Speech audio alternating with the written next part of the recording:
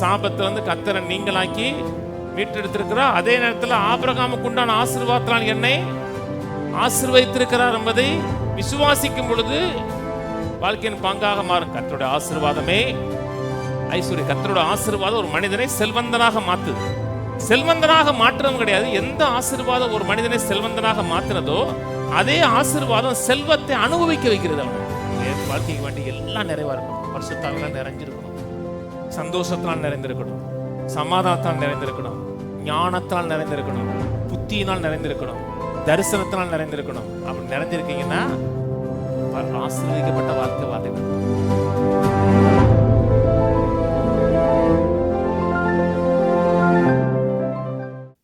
கலாத்தியர் திருப்புவோம். கலாத்தியர் 3ஆம் அதிகாரம் திருப்புவோம். 6ஆம் வசனம். அப்படியே ஆபிரகாம் தேவனை விசுவாசித்தான், அது அவனுக்கு நீதியாக எண்ணப்பட்டது.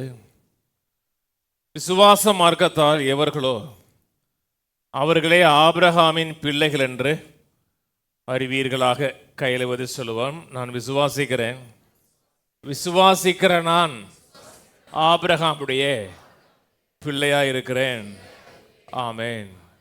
உங்களுடைய மாம்சீகமான வரலாறு, உங்களுடைய ஜீனியாலஜி, அதாவது உங்கள் வம்ச வரலாறு எதுவாக இருந்தால் கூட ஆவிக்குரியதில் நாம் எல்லோரும் கிறிஸ்துவின் மேலே விசுவாசம் வைக்கிற நாம் எல்லோரும் ஆபிரகாமுடைய சந்ததியாக பிள்ளைகளாக இருக்கிறோம். 8ஆம் வசனம் வாசிக்கிறேன்.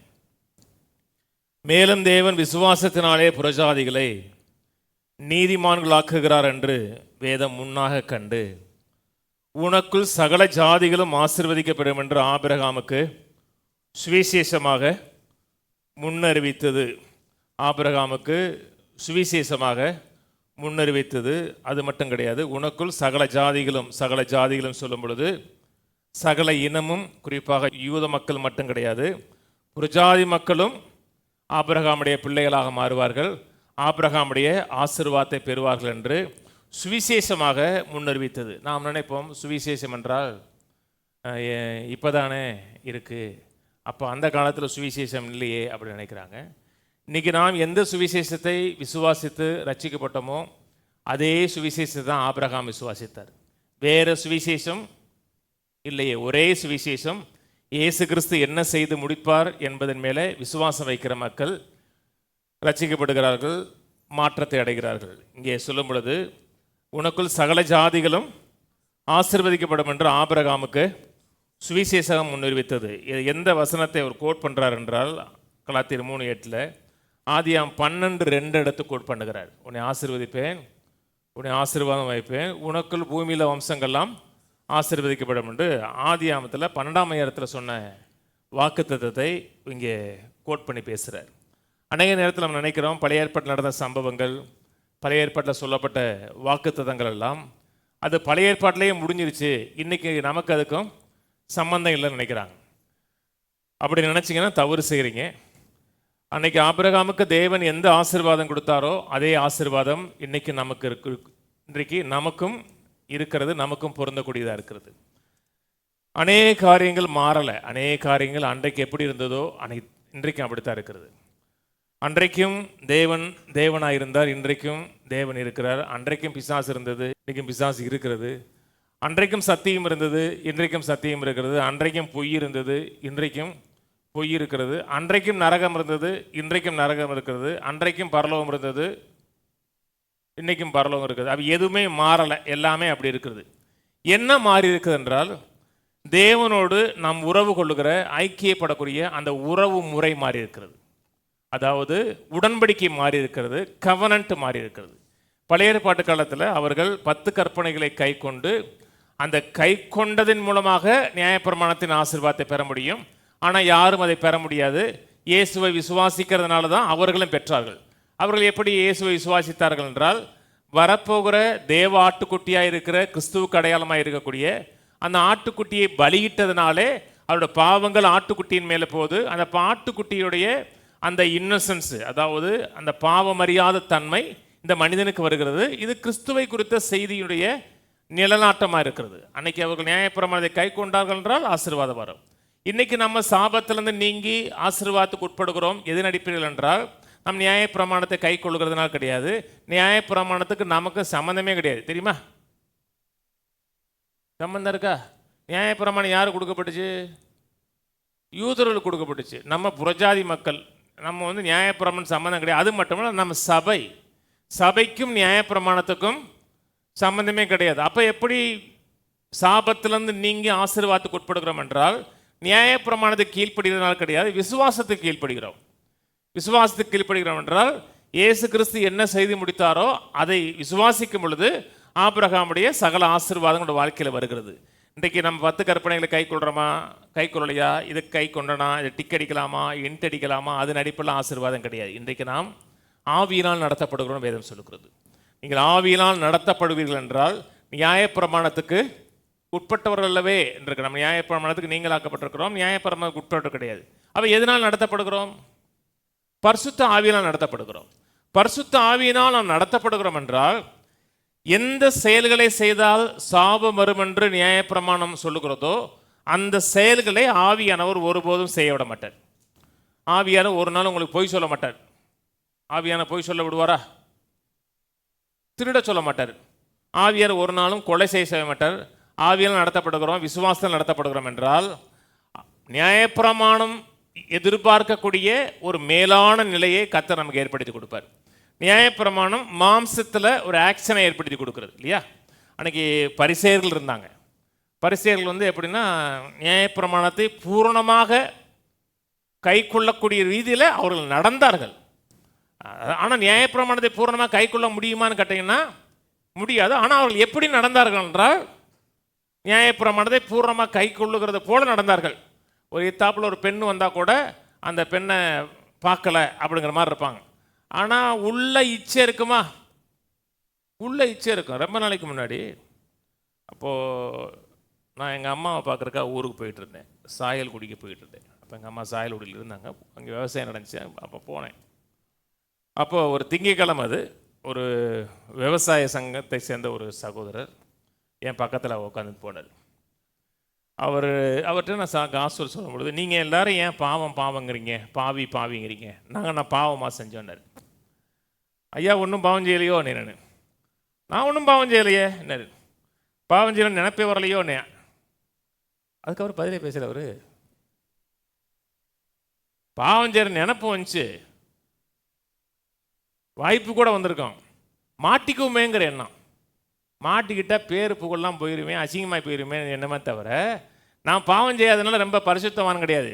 ஆண்டவர் சொன்னார் 10 கற்பனையில் ஒன்று சொன்னார், இச்சையாத இருப்பாயாகண்டார். செய்கிறது இல்லது உள்ளத்தில். அன்னைக்கு இருக்க பரிசேயர்கள் செய்ய மாட்டான், ஆனால் உள்ளே இருக்கும். அதனால தான் ஆண்டவர் சொன்னார் வெள்ளை அடிக்கப்பட்ட கல்லறையினார். கல்லறைக்கு வெளியே ஜம்முன்னு இருக்கும் பார்க்குறதுக்கு, ஆனால் உள்ளே இல்லை. இன்றைக்கி நம்ம அப்படி மாம்சத்தில் ஆக்ஷன் போடுகிறத கர்த்தர் விரும்பலை.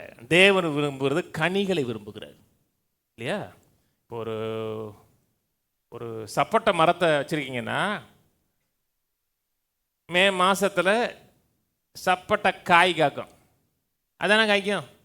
கொய்யா காய் காய்க்குமா? ஏன் காய்க்காது? அது அதனுடைய கனி. கர்த்தர் விரும்புகிறது கனி. அது எப்படி நடக்கும் என்றால் ஆவியினால் நடத்தப்படுகிறோம், அன்பினால் நடத்தப்படுகிறோம் என்றால் கர்த்தர் நமக்கு நியாயப்பிரமாணம் எதிர்பார்க்கக்கூடிய அந்த மேலான வாழ்க்கையை கொடுக்குறார். நான் சொன்னது புரியுதுங்களா? நீ எப்படி ஆசீர்வாதத்தை பெறுகிறோம்னா நியாயப்பிரமாணத்தை கை கொள்ளுகிறதுனால கிடையாது, விசுவாசிக்கிறதுனாலே. விசுவாசம் உள்ள ஆபிரகாமுடனே ஆசீர்வதிக்கப்படுகிறோம். வாசிப்போம் 8ஆம் வசனம் திரும்பி வாசிக்கிறேன். தேவன் விசுவாசத்தினாலே புறஜாதிகளை நீதிமான்கள் ஆக்குகிறார் என்று வேதம் முன்னாக கண்டு உனக்கு சகல ஜாதிகளும் ஆசீர்வதிக்கப்படும் என்று ஆபிரகாமுக்கு சுவிசேஷமாக முன்னறிவித்தது. நீங்கள் ஒரு ஆளுக்கு சுவிசேஷம் சொல்கிறீங்க அப்படின்னா, நற்செய்தி சொல்கிறீங்கன்னா, அந்த நற்செய்தியில் ஆசீர்வாதமே இல்லைன்னா அது நற்செய்தியே கிடையாது. நீங்கள் இயேசுவை ஏற்றுக்கோ பரலோகம் போவ அப்படின்னா அது நற்செய்தி இல்லை. நீ இயேசுவை ஏற்றுக்கையா, உன் வாழ்க்கையில் கஷ்டம் போகும், துன்பம் போகும், கவலை போகும், கர்த்தர் உன்னை நல்லா வாழ வைப்பாரியா, உன்னை ஆசீர்வாதம் வைப்பார்னா அதான் சுவிசேஷம். நீங்கள் பேசுகிற சுவிசேஷத்தில் ஆசீர்வாதம் இல்லை என்றால் நீங்கள் பேசுகிற சுவிசேஷமே கிடையாது.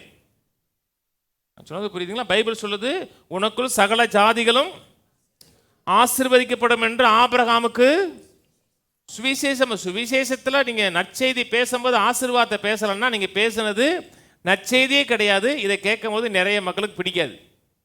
ஆனால் நீங்கள் பிடிக்குதோ பிடிக்கலையோ வசனம் அதான் சொல்லுது. வாசிப்போம் 9ஆம் வசனம்.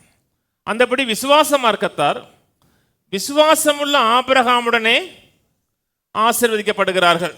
கையில் வந்து சொல்லுவோம், நான் விசுவாசிக்கிறவன், விசுவாசிக்கிறவனாய நான் விசுவாசமுள்ள ஆபிரகாமுடனே ஆபிரகாமுக்கு உண்டான சகல ஆசீர்வாதங்களாலும் ஆசீர்வதிக்கப்பட்டிருக்கிறேன். ஆமென். இன்னைக்கு அநேக மக்களுக்கு ஆசீர்வாதம் என்றால் என்னன்னே தெரியாது. நான் ஆசீர்வதிக்கப்படுகிறேன் என்றால் என்ன அர்த்தம்? நான் தேவனாலே ஆசீர்வதிக்கப்பட்டிருக்கிறேன் அப்படின்னா என்ன அர்த்தம்? ஒரு வார்த்தை சொல்லுங்களேன். நான் தேவனாலே பலப்படுத்தப்பட்டிருக்கிறேன் அர்த்தம். தேவனாலே எம்பவர் பண்ணப்பட்டிருக்கிறேன். ஒரு காரியத்தை மேற்கொள்வதற்கு தேவனாலே, தேவனுடைய வல்லமையினால் நான் பலப்படுத்தப்பட்டிருக்கிறேன். வெளியிருந்த ஒரு என்பவர் என் மேலே வந்திருக்கிறது. நான் சொன்னது புரியுது? என் மேலே ஒரு ஆற்றல் கொடுக்கப்படுகிறது. அதைத்தான் ஆசீர்வாதம் சொல்லுகிறது. நான் சொன்னது புரியுதுங்களா? கீழே வாசிப்போம். 13ஆம் வசனம் போயிடுவோம். கலாத்தியர் 3:13. மரத்தில் தூக்கப்பட்ட எவனும் சபிக்கப்பட்ட இருக்கிறபடி கிறிஸ்து நமக்காக சாபமாக்கி நியாயப்பிரமாணத்தின் சாபத்துக்கு நம்மை நீங்களாக்கி மீட்டு கொண்ட. நல்லா கவனிங்க. இந்த வசனத்தெல்லாம் திருப்ப திருப்ப சொல்லும் பொழுது உங்களுக்கு இப்போ புரியுதோ இல்லையோ, ஆனால் சில நேரத்தில் இந்த வசனம் ரொம்ப முக்கியமான வசனம். மரத்தில் தூக்கப்பட்ட எவனும் சபிக்கப்பட்ட இருக்கிறபடி கிறிஸ்து நமக்காக சாபமாகி நியாயப்பிரமாணத்தின் சாபத்தை வந்து நம்மை நீங்களாக்கி மீட்டு கொண்டிருக்கிறார். நம்மை மீட்டெடுத்திருக்கிறார் என்றாலே என்ன அர்த்தம் என்றால், இதற்கு முன்பாக ஏதோ ஒரு பகுதியில் நாம் அடிமைப்படுத்தப்பட்டிருந்தோம் அர்த்தம்.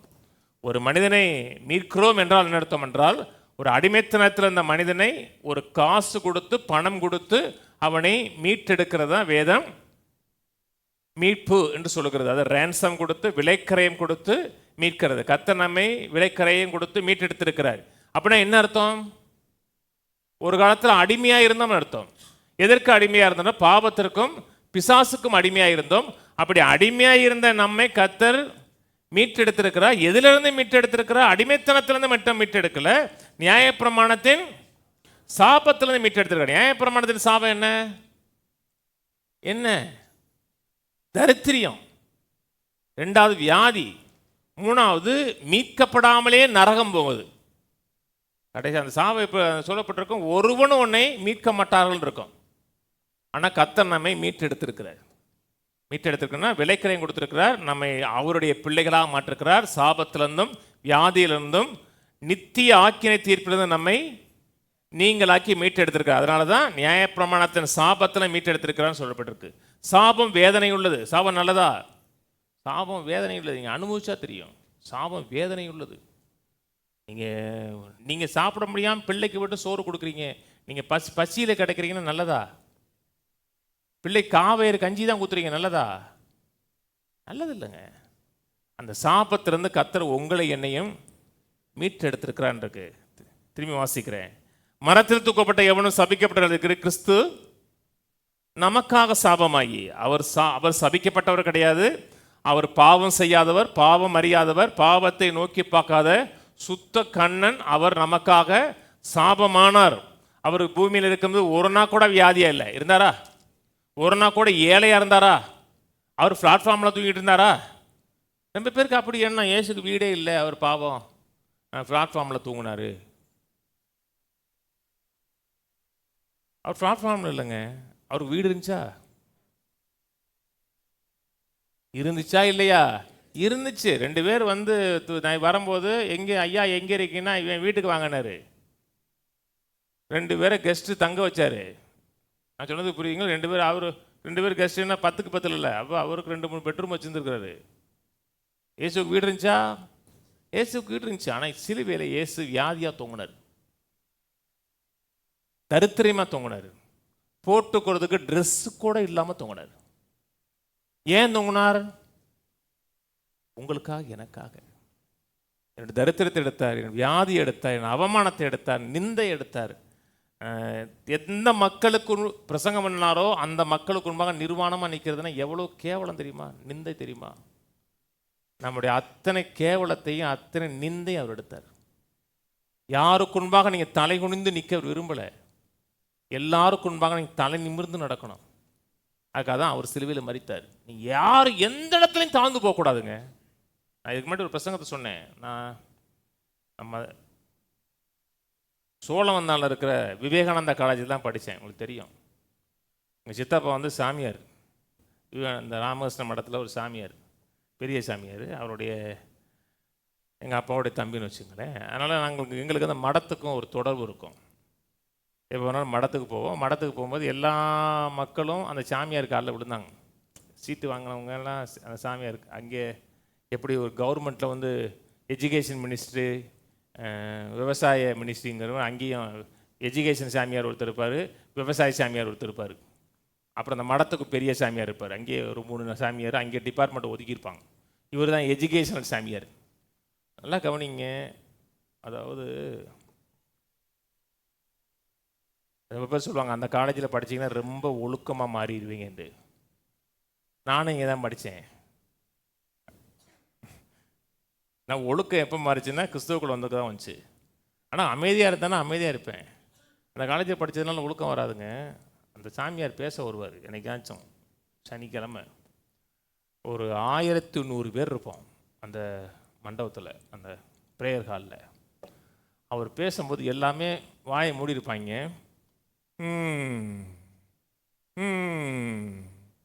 ஒரு 100 பேர் என்ன தெரியும், அது ஒரு சத்தம் எழும்புங்க. எல்லா வாத்தியாரும் எல்லாரும் வாயை பார்ப்பாங்க. பாரு, வாய் தான் திறக்காதே. ஒழுக்கமாக இருப்போம். ஒழுக்கம் வரல.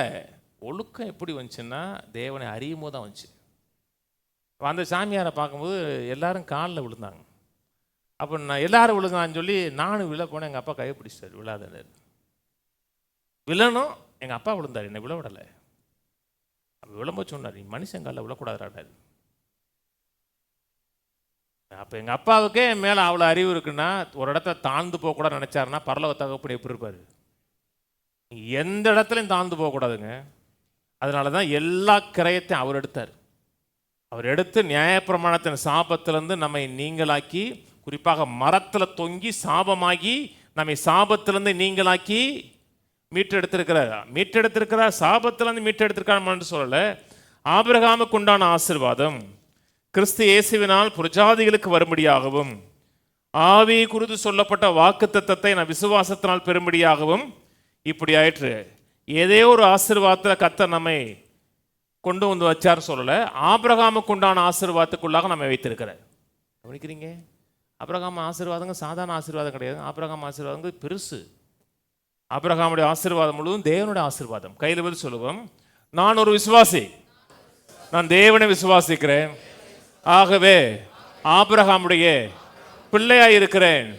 ஆபிரகாமுடைய பிள்ளையாயிருக்கிற நான் ஆபிரகாமுடைய சகல ஆசீர்வாதத்தினாலும் நான் ஆசீர்வதிக்கப்பட்டிருக்கிறேன். ஆமேன். ஆசீர்வதிக்கப்பட்டிருக்கீங்களா? சில நேரத்தில் தெரியாமல் இருக்கலாம், வெளியே தெரியாமல் இருக்கலாம். ஆனால் ஆசீர்வதிக்கப்பட்டிருக்கிறீர்கள். நான் ஆசீர்வதிக்கப்பட்டிருக்கிறேன் நினைக்க நினைக்க நினைக்க அந்த ஆசீர்வாதம் வெளியே வேற வர ஆரம்பிக்கும். சிந்தை, மைண்ட் செட்டு. நான் ஏற்கனவே சொல்லியிருக்கேன் பார்த்தீங்கன்னா, திரும்பி அந்த பழைய நினைவுகள் எனக்கு வருது. அங்கே ஒரு நாளைக்கு 3 மணி நேரம் படிக்கணும் அந்த காலேஜில். ஸ்டடி இருக்கும், ஆனால் படிக்க மாட்டோம். இப்போ சைகையிலே பேசுவோம். அந்த ஒரு அம்மா பேச தெரியுமா, இப்படி அதே மாதிரி நாங்களும் சைகையிலே பேசுவோம். பேசுனா பனிஷ்மெண்ட்டு. அப்போ என் பக்கத்தில் ஒருத்த உட்காந்துருப்பேன். என் பக்கத்தில் உட்காருவான் கணேஷ் பாண்டியன். சொல்லியிருக்கேன், அவருக்கு தெரியுமா? அவன் பிஎஸ்சி ஃபிசிக்ஸு, நான் பிஎஸ்சி கெமிஸ்ட்ரி. கணேஷ் பாண்டியன் ஒரு மாதிரிய நல்ல பையன், ஆனால் ஒரு லேடிஸ் மாதிரி பிஹேவ் பண்ணுவான். ஆனால் அவன் லேடிஸ் கிடையாது, ஜென்ஸு. அவன்கிட்ட ஒவ்வொரு நாளும் சொல்லி, கணேஷ் பாண்டியடி நல்லா ஸ்ட்ரெயிட்டாக நடறாமே, ஸ்ட்ரெயிட்டாக நட, ஸ்ட்ரெயிட்டாக பேசு, ஆம்பளடா நீனு, ஜிம்முக்கு போடாமே. ஜிம்முக்கு போனால் கொஞ்ச நாளுக்கு 3வது வருஷம் படிக்கும்போது கணேஷ் பாண்டியன் நல்ல ஜிம் பாடி நிமிந்து நடப்பான். எப்படி நடந்தான்? நான் சொல்லுவேன், கணேச பாண்டி நீ ஆம்பளடா ஆம்பளடான்னு சொல்ல சொல்ல சொல்ல நினைந்தானா ஆம்பளையாக மாறிட்டான். ஆம்பளையாக மாறிட்டான் கிடையாதுங்க, ஆம்பளையாக நடந்து கொள்ள ஆரம்பிச்சிட்டான். நீங்கள் ஆசீர்வதிக்கப்பட்டிருக்கிறீர்களா? உங்களுக்கு நீங்கள் ஆசீர்வதிக்கப்பட்டிருக்கிறீர்கள் அந்த எண்ண சிந்தைக்குள்ள வர வர வர என்ன ஆகுன்னா ஒரு நாளும் அந்த அந்த ஆசீர்வாதம் வெளிப்பட ஆரம்பிக்கும்.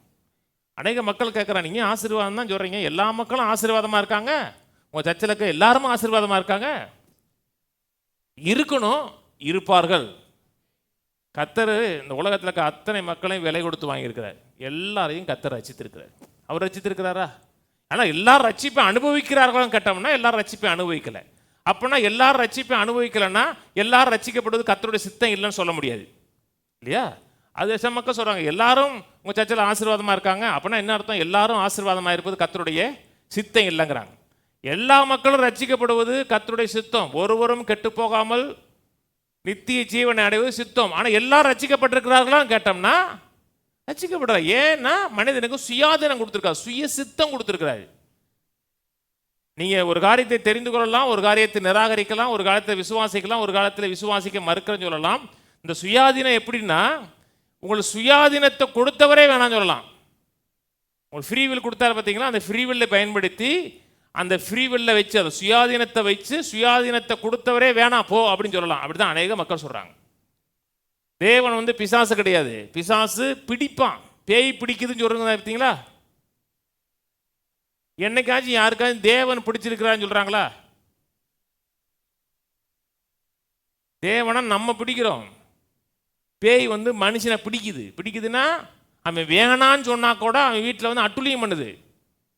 கர்த்தர் அப்படி கிடையாது. கர்த்தர் இதோ வாசப்படியில் கர்த்தர் தட்டுற, நீ திறந்தா உள்ள வர, அதான் கர்த்தருங்க. ஏன் இந்த உலகத்தில் இவ்வளோ தீமை இருக்குது? ஆசீர்வாதம் கர்த்தர் கொடுத்துட்டு தான் ஏன் தீமை இருக்குன்னா, உலகம் சபிக்கப்பட்ட நிலையில் இருக்கிறது. உலகத்தில் எத்தனை தீமைகள், கொலைகள், கொள்ளைகள் எத்தனையும் நடக்குதுனால இப்போ எத்தனை காரியங்கள் நடக்கும்போது மக்கள் சொல்கிறாங்கன்னா, இந்த கவர்மெண்ட்டில் சரியே இல்லை, அங்கே கொலை நடக்குது, கொள்ளை நடக்குது. ஏன் நடக்குதுன்னா அது நடக்க விடக்கூடாது. ஃபோர்ஸாக போலீஸ் டிபார்ட்மெண்ட் ரொம்ப சிவியராக இருக்கணும், பனிஷ்மெண்ட் சிவியராக இருக்கணும். அதெல்லாம் நான் விரும்புகிறேன். அந்த சில பெயிலெலாம் விடக்கூடாது, போட்டு தண்டனை கொடுக்கணும். தண்டனை கொடுக்குற மட்டும் இல்லை, தண்டனை எப்படி கொடுக்குறோம்னா இந்த சிங்கப்பூரில் கொடுக்குறான் பார்த்தீங்களா, அப்படி கொடுக்கணும். சிங்கப்பூரில் கொடுப்பாங்க. எப்படி கொடுப்பாங்க தெரியுமா? ஒரு தப்பு பண்ணிட்டீங்கன்னா நல்ல கையை அப்படி கட்டி வச்சுட்டு காலையும் கட்டி வச்சுட்டு இந்த டிக்கியை மட்டும் ஓப்பன் பண்ணி விடுவாங்க. அதை மட்டும் ஓப்பன் பண்ணி நல்லா பிரம்ப பல நாள் தண்ணியில் ஊற போட்டு அச்சு அடிப்பாங்கன்னா கீறிடும். அப்படியே நீங்கள் நகல முடியாது, என்ன டைட்டாக கட்டிடுவாங்க. உங்களை கெட்டினதுக்கு இவ்வளோ அடி கொடுக்கணும், கீறிடும். பின்னாடி கீறினதுக்கப்புறம் அவங்களை விட மாட்டாங்க, அதை மருந்து போட்டு ஆற வைப்பாங்க. ஆற வச்சு திரும்பி அப்படிலாம் கொடுக்கணும். அப்படி கொடுக்கறதுனால மாறுமான்னு கேட்டிங்கன்னா மாறாது. பயந்துருக்குறாங்க. உலகத்தில் தீமை இருக்குது, திருடு இருக்குது, கொள்ளை இருக்கிறது. அது மட்டும் இல்லை, இந்த உலகத்துக்குள்ள சபிக்கப்பட்ட நிலையில் இருக்குது. ஏன் சபிக்கப்பட்ட நிலையில் இருக்குதுன்னா, வேதம் சொல்லுகிறது பிசாசு இந்த பிரபஞ்சத்தின் அதிபதியாக இருக்கிறான் இருக்கு. சொல்லுது இல்லையா? 2 Corinthians 4 பிசாசு தான் இந்த பிரபஞ்சத்தினுடைய அதிபதியாக இருக்கிறான். அவன் தான் அநேக மக்களை நடத்துகிறான். இன்றைக்கி ராஜ்யங்கள், ஒரு ராஜ்யத்துக்கு விரோதமாக யுத்தம் பண்ணுறது, இன்றைக்கி இவ்வளோ பிரச்சனை ஏறுக்குன்னா பிசாசு சில மக்களுடைய கட்டுப்படுத்துகிறான். ஆண்டவருக்கு முன்பாக பிசாசு சொன்னால் பார்த்தீங்களா, நீ தாழ விணிந்து பணிந்து கொள், நான் அந்த உலகத்தின் ராஜ்யத்தை உனக்கு தர்றேன்னு சொன்னால் பொய் சொல்லலை, அதான் நிச்சயம். அந்த நிலையில் தான் அந்த உலகம் இருக்கிறது. எப்படி இந்த நிலைக்கு போச்சு? ஆதாம் பாவம் செஞ்சதுனால இந்த உலகம் பிசாசு கையில் போச்சு. இந்த உலகம் இன்னைக்கும் அந்த கெட்டுப்போன நிலையில் தான் இருக்குது. 2வது வருகையில் தான் இந்த பூமி மீட்கப்படுகிறது. நாம் மீட்கப்பட்டிருக்கிறோம், பூமி இன்னும் மீட்கப்படலை. அதுக்கான கிரயம் கொடுக்கப்பட்டிருக்கிறதா? ஆனால் அப்படிப்பட்ட பூமியில் கர்த்தர் உங்களை என்னையும் வச்சிருக்கிறார். நாம் ஆசீர்வாதமாக வாழ்வதற்கு அவரோட ஆசீர்வாதத்தையும் வச்சிருக்கிறார். இருக்கா? அதை விசுவாசிக்கிறோம். நியாயப்பிரமாணத்தின் சாபத்திலிருந்து கர்த்தரை நீங்களாக்கி மீட்டெடுத்திருக்கிறார். அதே நேரத்தில் ஆபிரகாமுக்கு உண்டான ஆசீர்வாதத்தினால் என்னை ஆசீர்வதித்திருக்கிறார் என்பதை விசுவாசிக்கும் பொழுது வாழ்க்கையின் பங்காக மாறும். கவனிங்க, மனதில் என்றது மட்டும் கிடையாது, நான் மீட்கப்பட்டிருக்கிறேன் என்று சொல்லணும். மீட்கப்பட்டவர்கள் அப்படி சொல்ல கடவர்கள் மனதில் எண்ணத்தில் நான் நியாயப்பிரமாணத்தின் சாபத்திலிருந்து மீன்களாக்கி மீட்கப்பட்டிருக்கிறேன், அதே நேரத்தில் ஆபிரகாமுக்கு உண்டான ஆசீர்வாதத்தில் ஆசீர்வதிக்கப்பட்டிருக்கேன், அப்படியே சொல்லிட்டே வாங்க. சாபத்தினுடைய தன்மைகள் கொஞ்சம் கொஞ்சமாக போயிடும், ஆசீர்வாதத்தோட நிறைவு வாழ்க்கையில் பார்ப்பீங்க என்றது மட்டுமல்ல. திறந்து பேசுகிறேன். இன்னைக்கு ஆசீர்வாதத்தோட இன்னொரு தன்மையை பார்ப்போம். இது நீங்கள் படிச்சிருப்பீங்களான்னு கேட்டால் படிச்சிருப்பீங்க. உங்களுக்கு மனப்பாடமாக தெரியும்னா மனப்பாடமாக தெரியும், நல்லா தெரியும். ஆனால் அதனுடைய தன்மை என்ன? ஆசீர்வாதத்தில் நான் வாழ்கிறேன் அப்படின்னா என்ன அர்த்தம் என்றால் ஒரு தன்மை காமிக்க விரும்புகிறேன். போன வாரம் ஒரு காரியத்தை காமிச்சேன். ஆசீர்வாதம் செய்யக்கூடிய 3 காரியங்களை காமிச்சேன். ஆசீர்வாதம் நம்மை செல்வந்தனாக மாற்றக்கூடிய ஒரு வல்லமை கொடுக்குது. கர்த்தருடைய ஆசீர்வாதமே ஐஸ்வர்யம். கர்த்தருடைய ஆசீர்வாதம் ஒரு மனிதனை செல்வந்தனாக மாற்றுது. செல்வந்தனாக மாற்றுறதும் கிடையாது. எந்த ஆசீர்வாதம் ஒரு மனிதனை செல்வந்தனாக மாற்றினதோ அதே ஆசீர்வாதம் செல்வத்தை அனுபவிக்க வைக்கிறது. அவனை பணம் சம்பாதிக்கிற மட்டும் இல்லைங்க, பணத்தை நீங்கள் அனுபவிக்கணும். நீங்கள் அனுபவிக்கணும், கடன்காரன் அனுபவிக்கக்கூடாது. நீங்கள் அனுபவிக்கணும். நல்ல காரில் போகணும், நல்ல வீட்டில் இருக்கணும். சொல்கிறது புரியுதுங்களா? எனக்கு நல்ல பெரிய வீடு இருக்கணும், வீட்டில் இருந்தால் 2-3 ஏசி கூட போட்டிருக்கணும், வெக்க காலத்தில் ஜம்முன்னு இருக்கணும். ஏன்? அனுபவிக்க கொடுக்குறாரு. அனுபவிப்பதற்கு சம்பூரமாக கொடுக்குறாரு. கொடுக்குறான்னு சொல்லலை, சம்பூரமாக கொடுக்குறாரு. 20 ரூபாய் கொடுத்துட்டு நல்லா வயிறார சாப்பிட்டு வாப்பா அப்படின்னா என்ன? எங்கே சாப்பிட்றது? அம்மா மேசுக்கு தான் போக முடியும். கத்தர் கொடுக்குறாருன்னா சம்பூரமாக கொடுக்குறாரு கத்தர். அப்புறம் அது ஆசீர்வாதத்தை கொடுக்குறது மட்டுமல்ல, அடுத்தவங்களுக்கு கொடுக்கக்கூடிய ஆற்றலையும் ஆசீர்வாதம் கொடுக்குது. நீங்கள் உங்களை ஆசீர்வதிக்கப்பட்டு தேவைகளை சந்திக்கப்பட்டு ஏராளம் தாராள இருந்து இன்னொரு மனிதனுக்கு கொடுத்தா கூட ஐயோ நம்ம என்ன செய்வோங்கிற நிலையில் நீங்கள் இல்லை வைக்கிறது கிடையாது. அது ஆசீர்வாதம். அதே போல் இன்னைக்கு ஆசீர்வாதத்தோட இன்னும் ஒரு தன்மையை பார்ப்போம். இன்னைக்கு இந்த வசனம் தெரியுமான்னு கேட்டால் வசனம் தெரியும், ஆனால் அது ஆசீர்வாதத்தின் மூலமாக தான் வருது என்பதை அறியணும். ஆதியாகமம் 1:21 தேவன் மகா மச்சங்களையும் ஜலத்தில் தங்கள் தங்கள் ஜாதியின்படியே திரளாய் ஜனிப்பிக்கப்பட்ட சகலவித நீர்வாழும் ஜந்துக்களையும் சிறகுள்ள ஜாதியான சகலவித பறவைகளையும் சிருஷ்டித்தார். தேவன் அது நல்லது என்று கண்டார். தேவன் மகா மச்சங்களைனா திமிங்கலம் போன்ற பெரிய பெரிய நீர்வாழும் ஜந்துக்களையும் தங்கள் தங்கள் ஜாதியின்படியே திரளாக ஜனிப்பிக்கப்பட்ட நீர்வாழும் ஜந்துக்களையும் பறவைகளையும் தேவன் சிருஷ்டித்தார் என்று கவனிங்க. இவ்வளவு காரியத்தையும் படைக்கிறோம்னா அவர் பெரிய ஞானமுள்ளவராக இருக்கணும் தெரியுமா? அன்றைக்கி ஒரு மீன் நம்ம ஊரில் பார்த்தீங்கன்னா 3 மீன் தான் வாங்கிட்டு வருவாங்க. அது ராஜபாளையத்தை கேட்டோம்னா அது 3 மீன் தான். உங்கள் ஊரில் சிறுவலத்தில் கிடைக்கதான் தெரியல. என்ன மீனியாக கிடைக்கிறதுன்னு கேட்டால் ஊழி இருக்குது, சாலை இருக்குது, பாறை இருக்கும்பா. வேற ஏதாச்சும் இருக்கான்னு கேட்டிங்கன்னா இல்லை. ஊழி, சாரை, பாறை, அவ்வளோதான் கடலில் இருக்கா? ஐயோ, நம்ம கற்பனை பண்ணி பார்க்க முடியாத அளவுக்கு மீன்கள் இருக்குங்க. எனக்கு ஒரு மீன் பிடிக்கும், அது வாங்கிட்டு வர மாட்டேங்காங்க. முரலுன்னு ஒரு மீன் தெரியுமா? மூக்கு நீளமாக இருக்கும் தெரியுமா? வெட்டி பார்த்தீங்கன்னா உள்ளே இருக்க முள் வந்து பச்சை கலராக இருக்கும். பார்த்தீங்கன்னா தெரியவே இல்லை உங்களுக்கு. உங்களுக்கு தெரிஞ்சது பாறை, சாலை, ஊழி, 3 தான். இந்த சாதாரண மீன் கூட தெரியல. அது அவ்வளோ டேஸ்ட்டாக இருக்கும். குழம்புல போட்டால் நீங்கள் அப்படி கிண்ணா கூட உடையாது. என்ன நமக்கு தெரியல. இவ்வளவு மீன்கள், நான் சொன்னது சாதாரணது, எவ்வளவு இருக்கு. இவ்வளவு மீன்களை ஒருத்தர் படைக்கிறேன்னா எவ்வளவு ஞானியாக இருக்கணும். நீங்கள் சொல்கிறாங்க எவல்யூஷன் தியரி. எவல்யூஷன் தியரி என்ன? ஒரு அமீபாலிருந்து எல்லாமே வந்துச்சு. அது எப்படி வர முடியும்? இவ்வளவு விதம் ஒரு ஆதாரத்திலேருந்து வந்துச்சுன்னா என்னால் நம்பவே முடியாது. அது என்ன ஒரு தியரி. கத்தரி சகலவித சொல்றாரு, சகலவித நீர்வாழும் ஜந்துக்கள்னா பல வெரைட்டிஸ், அத்தனை கத்தர் சிருஷ்டித்தார். 22 தேவன் அவைகளை ஆசீர்வதித்து பலுகி பெருகி சமுத்திர ஜலத்தை நிரப்புங்கள், பறவைகள் பெருக கடவுது என்று சொன்னார். தேவன் படைச்சாரு, படைச்சு சொல்றாரு, நீங்க பலுகி பெருகி சமுத்திர ஜலத்தை நிரப்புங்கிற. ஒரே ஒரு ஜோடு, ஒரு பேர். அந்த பேரை ஒன்று தான் உண்டாக்கினார். அந்த பேர் இருக்கிறது, அந்த ஜோடு இருக்கிறது. ஒரு ஜோடி மட்டுமல்ல, அதனுடைய விளைவு அப்படியே பூமி ஜலத்தை அப்படி நிரப்பி இருக்கிறது. கர்த்தருடைய ஆசீர்வாதத்தில் ஒரு தன்மை என்னென்றால், நீங்க ஆசீர்வதிக்கப்பட்டிருக்கீங்கன்னா ஃபுல்லா இருக்கணும். நிரம்பி இருந்தீங்கன்னா நீங்க ஆசீர்வாதமா இருக்கீங்கன்னு அர்த்தம். பழுகி பெருகி நிரப்புறது, அதான் தேவனுடைய நோக்கங்க. எதை இருக்கிறது இல்லை, நிரம்பு இருக்கிறது, ஃபுல்லா இருக்கிறது, பரிபூர்ணமா இருப்பது.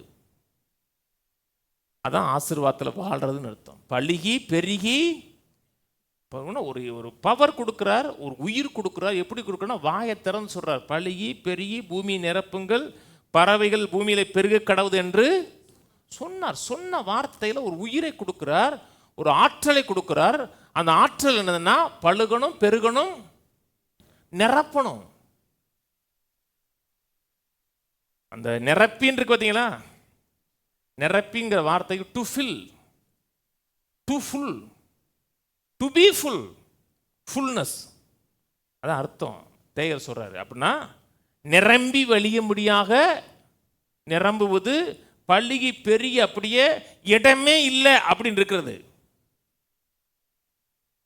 ஆசீர்வாதம் கொடுக்குறது. பல முறை சொன்ன பார்த்தீங்களா, 2 மனுஷன், அதுக்கப்புறம் அந்த போய் அதுக்கப்புறம் 8 பேர் கப்பல்லேருந்து இறங்கினாங்க பார்த்தீங்களா, 8 பேர். இன்னைக்கு 800 கோடிக்கு மேலே. ஏன்? வேலை செய்யுது. என்ன வேலை செய்யுது?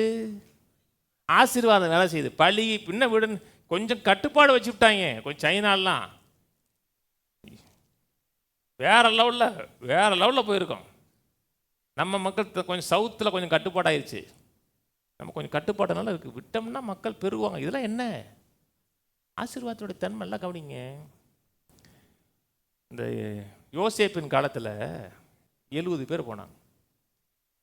70 பேர் போய் ஒரு மிஞ்சி போனால் 150 வருஷம் தாங்க இருக்கும். 150 வருஷத்தில் 30 லட்சமாக மாறியிருக்காங்க. அப்படின்னா எப்படி வேலை செஞ்சுருக்காங்க பாருங்க. தீயா வேலை செஞ்சுருக்காங்க. ஒவ்வொரு நேரம் பிறக்கும் போது அவர் சொல்கிறாங்க, இப்படிலாம் பெருதுக்கான வாய்ப்பு ஒவ்வொரு நேரத்தில் 5 பிள்ளை 4 பிள்ளைன்னு பெற்றிருந்தா தான் நடக்குங்காங்க. நடந்திருக்குங்க. அன்னைக்கு ரெட்டை பிள்ளை இல்லை. ஏன்? ஆசீர்வாதம் வேலை செய்யுதுங்க. இன்னைக்கெல்லாம் ஆசீர்வாதம் மக்களுக்கு தன்மை இல்லை தெரியுமா? ஒரு காலத்தில் ஆட்டுக்குட்டி 8 குட்டி போடும் தெரியுமா? 8 குட்டி எங்கள் வீட்டில் போட்டிருக்குங்க. 8 குட்டி போடும். அன்னைக்கு 8 குட்டி போடலை, 8 பிறந்த. அப்படி இருந்தால் தான் நிரப்ப முடியுங்கிறாரு ஒரு ஸ்காலர் சொல்றாரு. ஏன்? வேலை செய்யுது. சமுத்திரத்தை பாருங்க, சமுத்திரத்தில் எவ்வளவு மீன்கள்ங்க. சில இடத்துல மீனை பிடிச்சாங்கன்னா அப்படியே ஒட்டுறாங்க. சமயத்தில் ஏதோ ஒரு கடலூர் கடற்கரையில் பாறை மீன், இது ஒரு மீனுங்க, பிடிக்கிறாங்க. போட்டு உள்ள கொண்டு போக முடியல, அவ்வளோ மீன். எப்படி வந்துச்சு? சொன்னார், ஒரே சொன்னார், பழுகி பெருகி நிரப்புங்க. நீங்க ஆசீர்வதிக்கப்பட்டீங்களா? அப்படின்னா உங்க வாழ்க்கை ஃபுல்லா இருக்கணும். காலியாகவே இருக்கக்கூடாதுங்க. பணத்தில் ஃபுல்லாக இருக்கணும், சந்தோஷத்தில் ஃபுல்லாக இருக்கணும், சமாதானத்தை ஃபுல்லாக இருக்கணும், எல்லாமே ஃபுல்லாக இருக்கணும். 6 மணிக்கு மேலே ஃபுல்லாகக்கூடாது. நீங்கள் அது வேற. ஃபுல்லாகிட்டாரு, தேவனுடைய நன்மையினால் ஃபுல்லாக நிரம்பி இருக்கணும். அதான் ஆசீர்வாதம். ஆசீர்வதிக்கப்பட்டிருக்கேன்னா என்ன அர்த்தம்? நிரம்பி இருக்கிறேன்னு அர்த்தம். ஆசீர்வதிக்கப்பட்டீங்களா? நிரம்பி இருக்கணும். எதுவுமே குறையா இருக்கக்கூடாதுங்க. எல்லாம் பரிபூர்ணமாக சம்பூர்ணமாக இருக்கணும். இந்த லாங்குவேஜ் பவுல் சொல்றார் பார்த்தீங்களா? பிலிப்பி 4:18 எடுங்களேன். எல்லாம் எனக்கு கிடைத்தது, பரிபூர்ணம் உண்டா இருக்கிறது. எல்லாமே கிடைச்சது மட்டுமல்ல, அதான் ஆசீர்வாதம் அர்த்தம். கையில் வந்து சொல்லுங்க, எனக்கு எல்லாம் கிடைத்தது, எல்லா பரிபூர்ணமும் உண்டா இருக்கிறது. ஆசீர்வாதம் எனக்கு என் வாழ்க்கைக்கு வேண்டிய எல்லா நன்மைகளையும் சம்பூர்ணமாக பரிபூர்ணமாக நிறைவாக கொடுக்கிறது. ஆமென், ஆமென். ஏன் எல்லாரோட வாழ்க்கையில் இல்லைன்னா, எல்லாரும் அதை விசுவாசிப்பது கிடையாது, எல்லாரையும் அதை எதிர்பார்ப்பது கிடையாது. சர்ச்சில் இருக்கும்போது அந்த எண்ணம் இருக்கும், சர்ச்சை விட்டு போன உடனே அதான் இருக்காது. ஆசிரியர் இது விரும்பணுங்க. இன்னைக்கு ஏழ்மையில் இருக்கலாம், அதெல்லாம் மேட்டரே கிடையாது. ஆனால் இப்படி நான் இருக்கக்கூடாது. என் வாழ்க்கை ஒரு ஸ்டேஜில் தேவனுடைய நன்மையினால் நிறைஞ்சு இருக்கணும், எல்லாமே ஃபுல்லாக இருக்கணும். ஒருத்தருக்கு 1.5 கோடி கொடுத்தா கூட குறையவே கிடையாது. என்ன 1.5 கோடி தானே விடியா அப்படிங்கணும். அதுக்குன்னு சொன்ன பார்த்தீங்களா, ஒரு பாஸ்டர் ஒருத்தர் ஒரு புக்கில் சொல்கிறாருக்குன்னு சொல்லியிருக்கலையே, அவர் வைர மோதிரம் தான் போட்டிருந்தார். அவர் போட்டிருந்த அவர் யூஸ் பண்ண கார்டு நான் பார்க்கும்போது 10 வருஷத்துக்கு முன்னாடி ஒரு புக்கை படிக்கும்போது, 10 வருஷம் முன்னாடி தான் இந்த புக்கை படித்தேன். நான் யூஸ் பண்ணுற காரு 4,35,00,000 போட்டிருந்தார். 4,35,00,000 ஒரு ரோல்ஸ் ராய்ஸ் காரு. அது சபை விசுவாசி வாங்கி கொடுத்துருக்கேங்கிறாரு, சிங்கிள் பேமெண்ட்டில். அப்படின்னா அந்த மனுஷன் ஆசீர்வாதத்தில் வாழ்றான்னு அர்த்தம். எல்லாம் எனக்கு கிடைத்தது பரிபூர்ணமாக இருக்கிறது. நீ ஆசீர்வாதத்தை விசுவாசிக்கிறீங்களா? நீங்கள் ஆசீர்வதிக்கப்பட்டிருக்கீங்களா? அப்படின்னா என்ன அர்த்தம்? எல்லாமே இருக்கணும், சந்தோஷம் இருக்கணும், சமாதானம் இருக்கணும், நிறைவு இருக்கணும், சகல நன்மையினால் நீங்கள் நிறைஞ்சு இருக்கணும். அப்படி நிறைஞ்சு இருக்கீங்கன்னா நீங்கள் ஆசீர்வாதத்தில் வாழ்றீங்கன்னு அர்த்தம். இன்னைக்கு ஒரு நிலையில் இருக்கலாம், அதெல்லாம் நத்திங். பாஸ்டர் உங்களுக்கு வறுமைன்னு என்ன தெரியும்னா நல்லாவே தெரியும் எனக்கு. ஆரம்பத்தில் நானும் மனைவியும் நான் யார்கிட்டையும் காசு கட்ட கிடையாதுங்க. யார்கிட்டையும் காசு கட்டுக்கணா, காசு கொடுங்க அப்படி கட்டுக்கணா. வாழ்க்கையில் ஒரே ஒரு முறை எனக்கு ஒருத்தர் கேட்டேன், கல்யாணம் முடிச்ச நேரத்தில் கையில் காசே கிடையாது, சுத்தமாக இல்லை. என் ஃப்ரெண்டு ரமேஷ் இருக்கா தெரியுமா, பாஸ்டர் ரமேஷ்.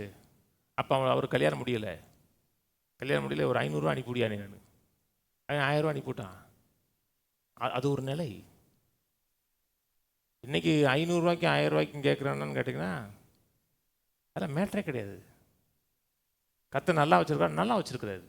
ஃபஸ்ட் நீங்கள் சம்பூர்ணமாக இருக்கீங்கன்னா நிச்சயமாக சம்பூர்ணமாக இருக்கேன். ஏன்? ஆசீர்வாதத்துடைய ஒரு பார்ட்டு. ஆசீர்வதிக்கப்பட்டிருக்கிறேன் என்ன அர்த்தம்? சகல நன்மையெல்லாம் நிறைஞ்சிருக்கு. இன்னொரு முறை சொல்லுவோம், நான் தேவனுடைய ஆசீர்வாதத்தினாலே ஆசீர்வதிக்கப்பட்டிருக்கிறபடினால் என் வாழ்க்கையின் எல்லா பகுதியும் சம்பூர்ணமாக நிறைவாக இருக்கிறது. ஆமென். தேவனுடைய சித்தம் என்ன? நீங்கள் ஆசீர்வதிக்கப்படணும். அப்படின்னா என்ன அர்த்தம்? நிறைவாக இருக்கணும்னு அர்த்தம். ஒரு நன்மை கூட குறையக்கூடாதுங்க. அதான் ஆசீர்வாதத்தில் வாழ்றன்னு அர்த்தம். இன்னைக்கு 3ல் ஒரு பகுதி தான் நிலம், 4ல் ஒரு பகுதி நிலம், 3 பகுதி கடல். கடல் எவ்வளோ பெருசு தெரியுமா? அந்த கடலில் எங்கே பார்த்தாலும் மீன் இருக்குங்க. நம்ம இன்னைக்கெல்லாம் கடல் பாருங்களேன், அரிச்சிட்டு வரோம், அப்படியே அரிச்சு கொட்டுறோம். அப்படியே எப்படி வருது சொன்னார், பூமி அந்த தண்ணி அப்படி மீனா நிரம்புங்கனாரு. அது வாட்டுக்கு வேலை செய்யுதுங்க, கொட்டுறான். 800 கோடி மக்களில் ஒரு குஞ்சு போனால் ஒரு 200 கோடி வெஜிடேரியனாக இருப்பான். பாவம், வெஜிடேரியனாக இருந்தீங்கன்னா பாவங்க. உங்களுக்கு தேவையான சத்து, நிறைய சத்து கிடைக்காதுங்க. கொலாஜன் கிடைக்காது உங்களுக்கு. கொலாஜன் இருந்தால் தான் உங்களுக்கு எலும்புடைய ஸ்ட்ரென்த் இருக்கும். அதில் நான்வெஜ்ஜில் தான் இருக்குது. புரோட்டீன் கிடைக்காது, போதுமான புரோட்டீன் கிடைக்காது. இதெல்லாம் நான்வெஜ்ஜில் இருக்குது. அதனால் நான் கோழி சாப்பிட மாட்டேன் அப்படின்னா சாப்பிடுங்க. கோழி சாப்பிட்றதுனால எந்த கெடுதியும் வராது. நல்லா சாப்பிடுங்க, சம்பூர்ணமாக இருக்கு. அதில் என்னது? ஆசீர்வாதம். பழுகி பெருகி. அப்புறம் மனுஷனை பார்த்து அதான் சொல்றாரு 26ஆம் வசனம், பின்பு தேவன் நமது சாயலாகவும் நமது ரூபத்தின்படி மனுஷனை உண்டாக்குவோமாக, அவர் சமுத்திரத்தின் மச்சங்களையும் ஆகாயத்து பறவைகளையும் மிருக ஜீவன்களையும் பூமியின் மேல் ஊறும் சகல பிராணிகளையும் ஆழக்கடவுள் என்றார். 28க்கு போயிடுவோம். பின்பு தேவன் அவர்களை நோக்கி, நீங்கள் பழுகி பெருகி பூமியை நிரப்பி அப்படின்னு சொல்லி கடைசியில் ஆசீர்வதித்தான் இருக்கு. 22 பலியை பெருகி பூமியை நிரப்பி அதை கீழ்ப்படுத்தி சமுத்திரத்தின் மச்சங்களையும் ஆகாயத்து பறவைகளையும் பூமியின் மேல் நடமாடுகிற சகல ஜீவஜந்துகளை ஆண்டு கொள்ளுங்கள் என்று சொல்லி தேவன் அவர்களை ஆசீர்வதித்தார். பள்ளியை பெருகி நிரப்பி. ஆங்கில ரீப்ளனிஸுங்கிற வார்த்தை இருக்கும். ரீப்ளனிஸ் கூட பெஸ்ட்டு கிடையாது, ஃபுல்லாக இருக்கிறது. நிரம்புறதுன்னா நிரம்பி வழிகிறது. விதைகள் இருக்கு பார்த்தீங்களா, விதைகள். நேரத்தில் ஆர்கியாலஜி டிபார்ட்மெண்ட்டில் அந்த தொல்லியல் துறையில் ஒரு 4000-5000 வருஷத்துக்கு முன்னாடி இந்த விதைகளை எடுத்து அதை எடுத்து விதைச்சாங்கன்னா அது முளைச்சி வருது. அந்த பிரமிடுகளுக்குள்ளேலாம் இருக்கிற அந்த விதைகள் எடுத்து விதைச்சோம்னா 4000 வருஷத்துக்கு இன்னும் போட்டோம்னா பூமியில் விளையுதுங்கிறாங்க. ஏன் விளையுதுன்னா அதுக்குள்ளே ஒரு உயிர் இருக்குது. அந்த உயிர், அந்த ஜீவன் தான் ஆசீர்வாதம். ஆசீர்வாதம்னா என்ன? ஜீவன். சாபம்னா என்ன? மரணம். கர்த்தர் எல்லாத்துக்குள்ளே விதை வச்சார். நீங்களும் எப்படி உண்டானீங்கன்னா நீங்களும் ஒரு விதையின் மூலமாக உண்டானவர் தான். நீங்களும் நானும் ஒரு சீடு மூலமாக உண்டானவர் தான். எல்லாத்துக்கும் மரம், செடி, கொடி, மிருகங்கள் எல்லாவற்றும் கர்த்தர் விதையை வச்சார். விதையை வச்சது மட்டும் இல்லை, அந்த விதையை கர்த்தர் ஆசீர்வதிச்சார். அந்த விதையை ஆசீர்வதிச்சு சொன்னார். அந்த விதை பழுகி பெருகி மரங்கள்லாம் மலையில் விழுந்து முளைக்குதுங்க. எப்படி முளைச்சது? விதை. அந்த பூமி அப்படியே உடைச்சிட்டு வெளியே வருது. விதை ஏன் அப்படி பெருகு வருதுன்னா அதுக்குள்ள ஒரு பவர் இருக்கு. நான் சொன்னது புரியுதுங்களா? அந்த பவரை எப்படி கொடுத்தார்? வாயை திறந்து சொல்லி செஞ்சார். இயேசு தன்னை சொன்னாரு, தன்னை விதையா சொன்னார். கோதுமை மணியானது நிலத்தில் விழாதா இருந்தால் தனித்திருக்கும், விழுந்ததே ஆனால் விலனை கொடுக்கும். ஏன்னா விதைக்குள்ள என்ன இருக்குன்னா ஜீவன். ஏசு சிலுவையில் மரணத்தை எது சொல்றாருன்னா விதையை சொல்றாரு. அவர் அடக்கம் பண்ண மாட்டார். அடக்கம் பண்ணங்கிறது விதை அடக்கம் பண்ணப்படுகிறது. விதையை அடக்கம் பண்ணீங்கன்னா விதை சும்மா இருக்காது, தெரியுமா? ஒரு விதையை சும்மா விட்டீங்கன்னா பிரச்சனை இல்லை. ஒரு விதையை எடுத்து அடக்கம் பண்ணீங்கன்னா என்ன ஆகும்? பல மடங்கு வெளியே கொண்டு வந்துடும். இயேசுவை சும்மா விட்டுருந்தா கூட அவர் பாரு இருப்பார். அவர் பாட்டு அப்படியே நன்மை செய்கிறவரை அங்கேயும் சுற்றி இருந்திருப்பார். அந்த விதையை கொண்டு போய் அடித்து போட்டு விதைச்சோன்னு என்ன சொல்லிச்சு? விதை முளைச்சி எழும்பிருச்சு. விதை முளைச்சி எழும்பி ஒரு விதை இல்லை, பல கோடிக்கணக்கான மரங்களையும் விதைகளையும் வெளியே கொண்டு வந்துச்சு. அதான் விதை. அந்த விதைக்கு உள்ள என்ன இருக்குன்னா ஒரு ஆசீர்வாதம் இருக்கு. நீங்களும் கர்த்தர் உங்களை எப்படி வச்சிருக்கிறாரு? ஒரு விதையா வச்சிருக்கிறாரு. ஆபிரகாம் சொல்றார், பழுகி பெருகி பூமி நிரப்பி. நோவாட் என்ன சொன்னாரு? பழுகி பெருகி பூமி நிரப்பி. வாசிங்க ஆதியாகமம் 9. தெரிஞ்சிச்சின்னு விட்டுறக்கூடாதுங்க, தெரிஞ்சதில் வாழணும். தெரியுதானே? எல்லாம் தெரியும். நீட் எக்ஸாம் இன்னைக்கு பிள்ளைய போயிருக்கு, எல்லாம் தெரியும். நான் அதை எழுதலை, தெரிஞ்சதில்லை. எழுதுனீங்களா? வெளியே போதும், ஐயோ நல்லா தெரியுமா எனக்கு, நான் எழுதலை. இப்போ அடுத்த வாரம் நீட்டாக எழுது. அடுத்த வருஷம் ஆசீர்வாதம் இருக்கா? ஆசீர்வதிக்கப்பட்டிருக்கீங்களா? அப்படின்னு என்ன அர்த்தம்? பூமியை நிரப்பது மட்டும் இல்லை, கொஞ்சம் பேங்கையும் நிரப்பணும். பழுகி பெருகி நிரப்புறது. பர்ஸு நிறையா இருக்கணும், பேங்க்கில் இருக்கணும், வேணாமா? அதான் ஆசீர்வாதத்தில் வாழ்கிறது. ஆதியாகமம் 9:1. பின்பு தேவன் நோவாவையும் அவன் குமாரரையும் ஆசீர்வதித்து பழுகி பெருகி பூமி நிரப்புங்கள். 7ஆம் வசனம். நீங்கள் பழுகி பெருகி பூமியிலே திரளாய் வர்த்தித்து விருத்தியாகுங்கள் என்றார். 1ஆம் வசனம் சொல்றார், 7ஆம் வசனம் சொல்றார் விடாதராங்கிறார். அவங்க ஓகே ஆமேன்ட்டாங்க. பழுகுனாங்க, பெருகுனாங்க, விருத்தியானாங்க, ஆயிட்டே இருக்காங்க. ஏன்? சொல்லிட்டாரு. தான் ஆசீர்வாதம். நீதிமொழி 10 எடுப்போம். 10:22. கர்த்தருடைய ஆசீர்வாதமே ஐஸ்வர்யத்தை தரும், அதனுடைய அவர் வேதனையை கூட்டர். ஆம்பிளிஃபைட் வேல் போடுப்பா. The blessing of the Lord, it makes truly rich. கர்த்தருடைய ஆசீர்வாதம் அது மெய்யாகவே Aishwarya மாத்துது. He adds no sorrow with it, neither does toiling increase it. Tamil அப்படி போடுது. இது ஆம்பிளிஃபைட் பைபிளுடைய தமிழ் விளக்கம். கர்த்தருடைய ஆசீர்வாதம் அது உண்மையாகவே ஐஸ்வர்யத்தை தரும். இருக்க கையில் இருக்கா? இருக்கு. பாஸ்டர் நேற்று தான் ஒரு 5 லட்சம் வாங்கிட்டு வந்திருக்கேன்னு சொல்கிறாரு. நல்ல வேலை சொன்னார். நம்ம கூட லைட்டாக போட்டு வாங்கிடலாமா அப்படின்னு நினச்சிங்கன்னா ஆசீர்வாதத்தில் வாழன்னு அர்த்தம். கர்த்தருடைய ஆசீர்வாதம் அது உண்மையாகவே ஐஸ்வர்யத்தை தரும். அதனோடு அவர் துயரத்தை கூட்டுவதில்லை. கடுமையான உழைப்பும் அதை அதிகரிப்பதில்லை. ரொம்ப கடினமாக உழைச்சேன் ஆசீர்வாதம் வந்துச்சுன்னு சொல்ல. கர்த்தருடைய ஆசீர்வாதம் நிறைவான செல்வத்தை நிறைவை ஏற்படுத்தி கொடுக்கிறது. உபாகம் 8:17 சொல்றாரு, மனதில் கூட சொல்லாத இந்த ஐஸ்வர்யமும் இந்த சம்பத்தும் கடின உழைப்பில் வந்துச்சுன்னு மனதில் கூட சிந்திக்காத. ஆசீர்வாதம் இருக்கா? ஆசீர்வாதத்தோட விளைவாக நல்ல நல்ல வீடு இருக்கும், நல்ல கார் இருக்கும், நல்ல பிள்ளைகள் இருக்கும். நல்ல வீடு ஆசீர்வாதமா? ஆசீர்வாதத்தோட விளைவு. நீ நல்ல வீட்டில் இருக்கீங்க, கர்த்தர் ஆசீர்வாதம் பார்க்க மாட்டாரு. நல்ல காரில் போறீங்க, ஆசீர்வாதம் பார்க்க மாட்டாரு. ஆசீர்வாதத்தினுடைய ப்ராடக்ட் அது, ஆசீர்வாதத்தினுடைய விளைவு. சொன்னது புரியுதுங்களாங்க? ஆசீர்வாதத்தை நிறைவே ஏற்படுத்தி கொடுக்கிறது. நீ விளைவை பிடிச்சிட்டு கர்த்தரை விட்டுறக்கூடாது. கர்த்தருடைய ஆசீர்வாதமே ஐஸ்வர்யத்தை தரும். 8:17 என் சாமர்த்தியமும் என் கை பலனும் இந்த ஐஸ்வர்யத்தை எனக்கு சம்பாதித்தது என்று உன் இருதயத்தில் சொல்லிக்கொள்ளாமலும், ஆமா, வாயில கூட மனதில் கூட சொல்லக்கூடாது. கைப்பலனும் என் சாமர்த்தியமும் இந்த ஐஸ்வர்யத்தை சம்பாதிச்சு மனதில் கூட சொல்லக்கூடாது. என்ன சொல்லணும்?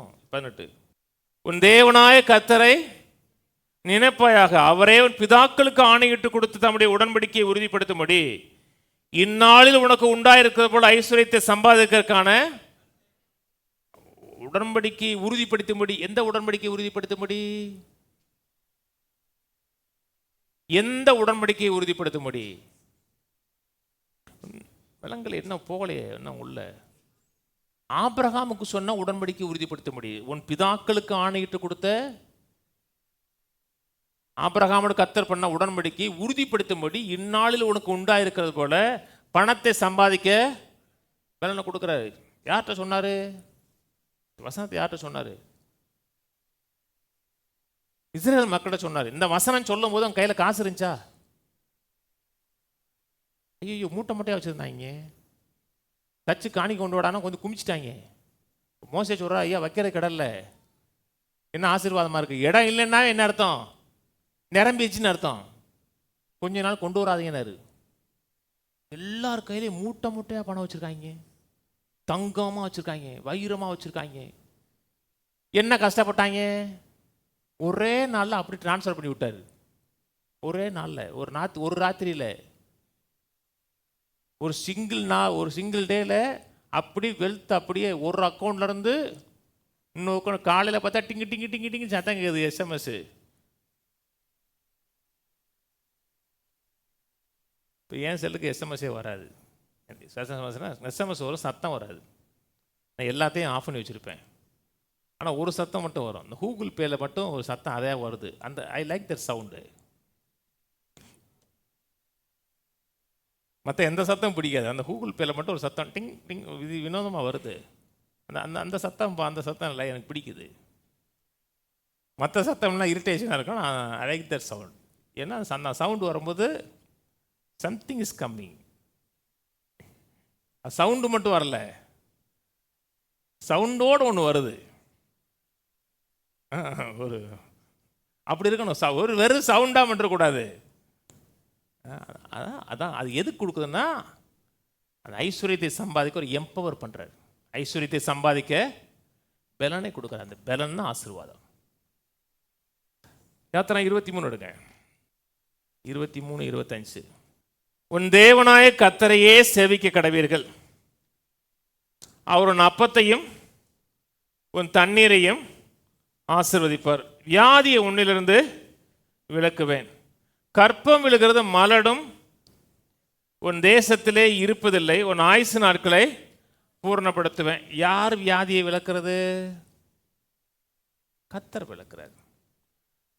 அவரை சேவிக்கிறோம், அவருடைய பிள்ளையா இருக்கிறோம், அவர் கீழ்ப்படுகிறோம் என்றால் மோசே தான் பேசுகிறார். உன் தேவனாய கர்த்தரையே சேவிக்க கிடைப்பீர்கள். அவர் உன் அப்பத்தையும் தண்ணீரையும் ஆசீர்வதிப்பார் என்று சொன்னதும் மோசே. மோசே கர்த்தருடைய வார்த்தையை ஒரு அறிவுரையா சொல்றாரு.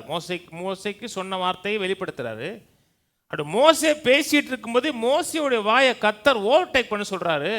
உன் அப்பத்தையும் தண்ணீரையும் ஆசீர்வதிப்பேன்னு சொன்ன உடனே கர்த்தர் சொல்றாரு, வியாதியை ஒன்னிலிருந்து விலக்குவேங்கிறாரு. அது சொன்னது மோசே இல்லை, அது சொன்னது கர்த்தர். வியாதியை ஒன்றிலிருந்து விலக்குவேன்.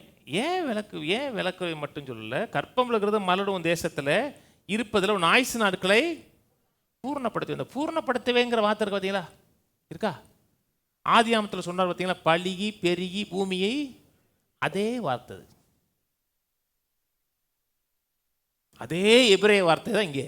பழுகி பெருகி பூமியை நிரப்பினார் சொன்னார் பார்த்தீங்களா, அதே வசனம் ஆயுசு நாட்களை நிரப்பி வச்சிருப்பேன், ஃபுல்லாக்குவேன். ஏன்? அது மேல என்ன வருது? அப்பத்தையும் தண்ணீரையும்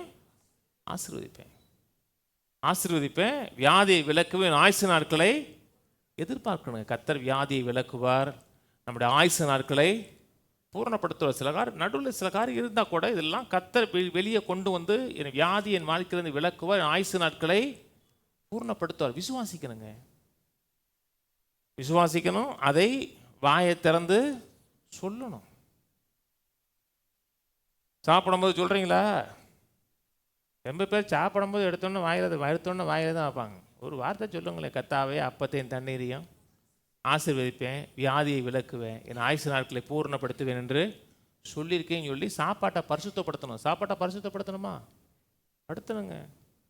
ஒரு காலத்தில் உணவே மருந்துனாங்க, இப்போ உணவே மருந்து இல்லை, உணவே தான் விஷம். நீ சாப்பிடுகிற அத்தனையும் விஷம் இருக்குது. எல்லா வெஜிடபிள்ஸ்லேயும் விஷம் இருக்குது. ஒரு காலத்தில் காட்டுக்குள்ளே போனீங்கன்னா வெண்டிக்காயை அப்படியே ஒடிச்சு சாப்பிட்லாம். இப்போ வெண்டிக்காய் வந்து ஒடிச்சு சாப்பிடவே கூடாது, மருந்து. எங்கள் வீட்டில் வெண்டிக்காய் வாங்கினோம்னா வெண்டிக்காயை எடுத்து மஞ்சளை போட்டு உப்பை போட்டு அலசிட்டு வெயிலில் காய வச்சு தான் சமைப்போம். நான் அவ்வளவு கெமிக்கல் இருக்கிறதுலே அதிகமாக கெமிக்கல் அடிக்கிறது வெண்டிக்காய் கத்திரிக்காய்க்கு. ஏன்?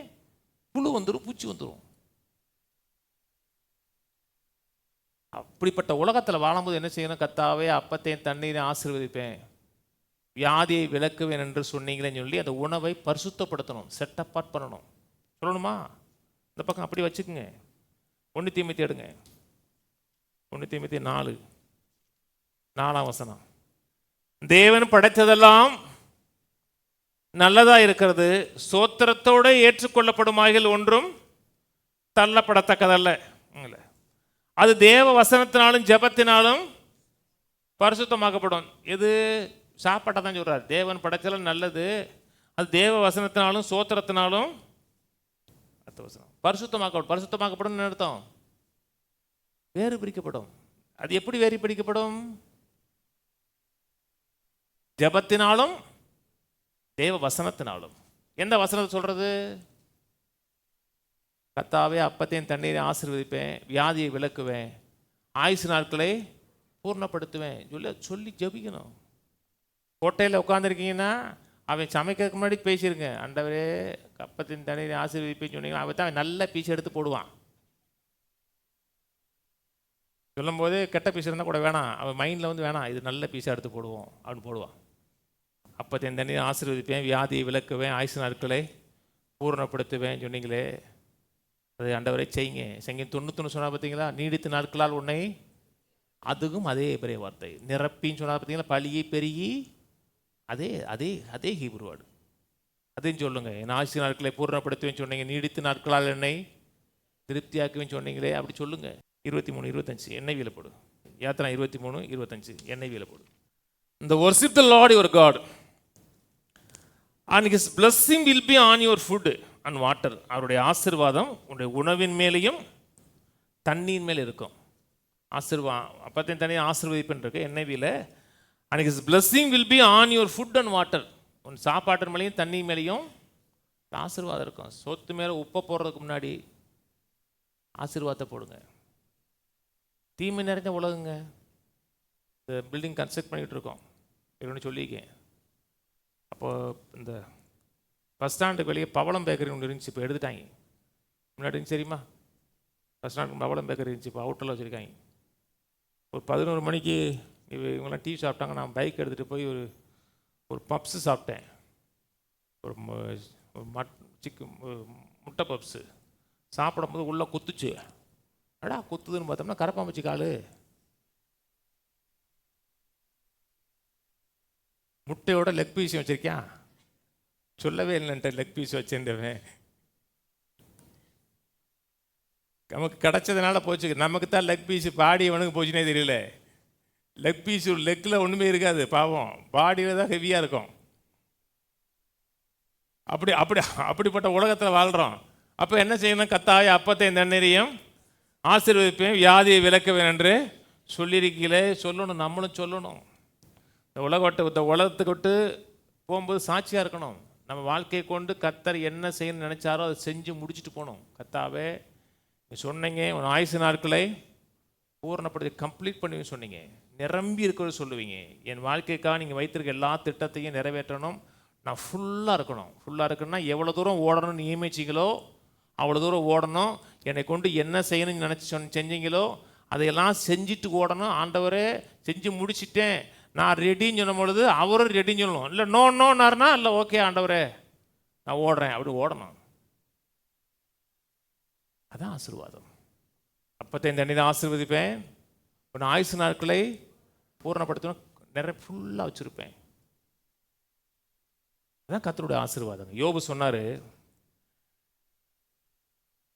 யோபு 5:26 வியாதியில் செத்து போயிடக்கூடாது, ஆக்சிடெண்ட்டில் செத்து போயிடக்கூடாது, கலவரத்தில் செத்து போயிட்டாருங்க அப்படி அதையும் போயிடக்கூடாது. நல்லா தான் இருந்தாருங்க, இவனே பின்னாடி கத்தி வச்சு குத்தி விட்டாங்க, எதுவுமே இருக்கக்கூடாது வாழ்க்கையில். யோபு 5:26 தானியம் ஏற்ற காலத்தில் அம்பாரத்தில் சேர்கிறது போல முதிர் வயதில் தானியத்தை எப்போ கொண்டு போய் சேர்ப்பாங்க? பாதிலையா நல்லா விளைஞ்சு நிறைவானதுக்கப்புறம் அதில் பால் வந்து அந்த கதிர் முத்துனதுக்கப்புறம் இனிமேல் அது அங்கே செடியில் இருக்கக்கூடாது, இருந்தோம்னா நல்லது இல்லை அங்கிற அளவுக்கு தான் அப்புறம் தான். அப்போ அது வரை இருக்கணும். அது வரை இருந்து நல்ல முதிர் வயதில் தான் போகணும். அதான் நமக்கு தேவனுடைய நோக்கம். ஆபிரகாம் 175 வயசு இருந்தார்.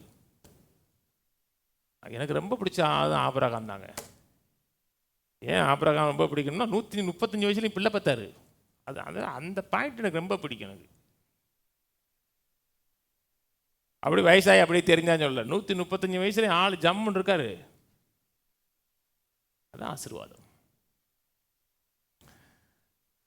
கையில் சொல்லுங்க, நான் நல்ல முதிர் வயதில் என் வாழ்க்கைக்காக தேவன் வைத்திருக்கிற எல்லா திட்டங்களையும் நோக்கங்களையும் நிறைவேற்றி எனக்காக தேவன் வைத்திருக்கிற சகல நன்மைகளையும் நான் அனுபவித்து சம்பூர்ணமாக வாழ்ந்து தேவனுடைய நோக்கத்தை நிறைவேற்றின பின்பு பரலோகம் செல்வேன்.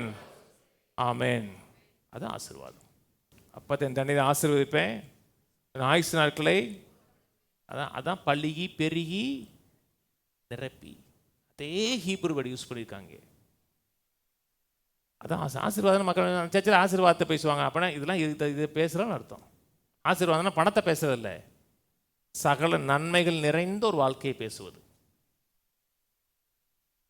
யாத்திரம் 23 ஆசீர்வாதத்துக்கும் சாபத்துக்கும் நிறைய வித்தியாசம் இருக்குங்க. ஆசீர்வாதம்னா நிறைவு, சாபம்னா குறைவு. ஆசீர்வாதம்னா நிரம்பி வெளிகிறது, சாபம்னா பற்றாக்குறையில் வாழுவது, காலியாக இருப்பது. ஆசீர்வாதம்னா கனி கொடுப்பது, சாபம்னா மலட்டுத்தன்மையில் வாழ்கிறது. லேவியராகமம் 26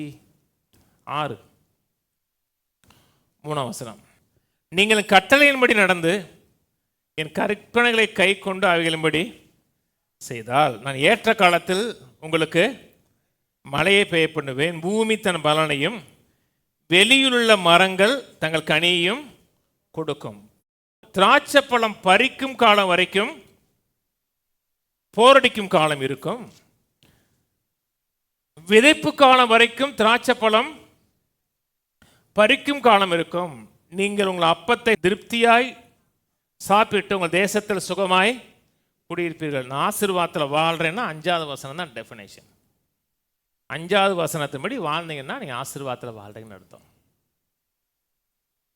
ஏப்ரல் மாதம் சம்பளம் இன்னும் இருக்குது, கையில் இருக்குது. அதுக்குள்ளே மே மாதம் சம்பளம் கொடுத்து வாங்கி 3 நாள் ஆச்சு. அப்படின்னா ஆசீர்வாதத்தில் வாழ்றீங்கன்னு அர்த்தம். சொன்னது புரியுங்களா? ஒரு ப்ராஜெக்ட் எடுத்தீங்க, அந்த ப்ராஜெக்ட் லாபம் வந்துச்சு, அதிலேயே இழுத்துக்கிட்டு ஓடுறது கிடையாது. அதில் இருக்க செல்வம் இருக்கும்போதே அடுத்த ஒரு ப்ராஜெக்டில் இன்னொரு காரியம் வந்துடணும். அதான் லக்கு ரீச் பண்ணுவதுன்னு அர்த்தம். சும்மா சாப்பிட்றது இல்லை,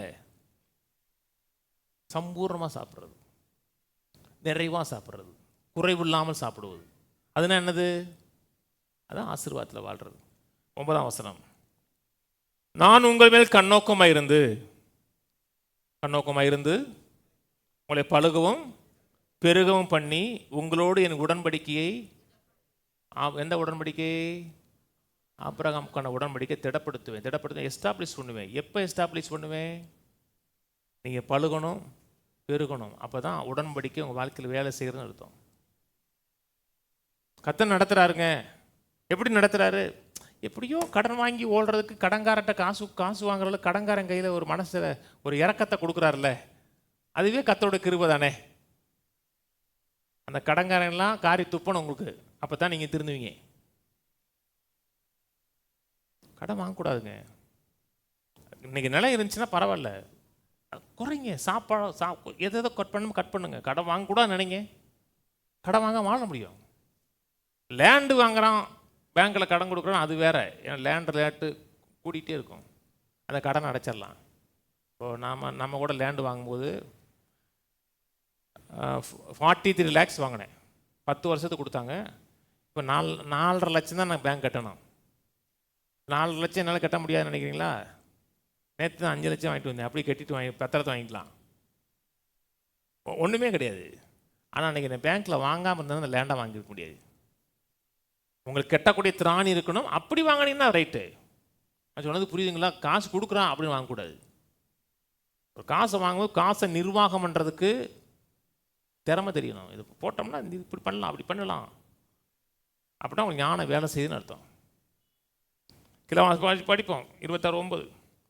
நான் உங்களை மேல் கண்ணோக்கமாக இருந்து உங்களை பழுகவும் பெருகவும் பண்ணி உங்களோட என் உடன்படிக்கையை திடப்படுத்துவேன். உடன்படிக்கை திடப்படுத்துவேன்னா உபாயம் 22 சொல்கிறாங்க, நீ வரிகளும் ஆசீர்வதிக்கப்பட்டிருப்பாய், போய்களும் ஆசீர்வதிக்கப்பட்டிருப்பாய், கூடையும் மாப்பு செய்கிற தொட்டியும் ஆசீர்வாதமாக இருக்கும். எனக்கு கீழ்ப்படி, என் வசனத்துக்கு கீழ்ப்படி. அப்படின்னா இந்த உடன்படிக்கையை உறுதிப்படுத்துவேன்.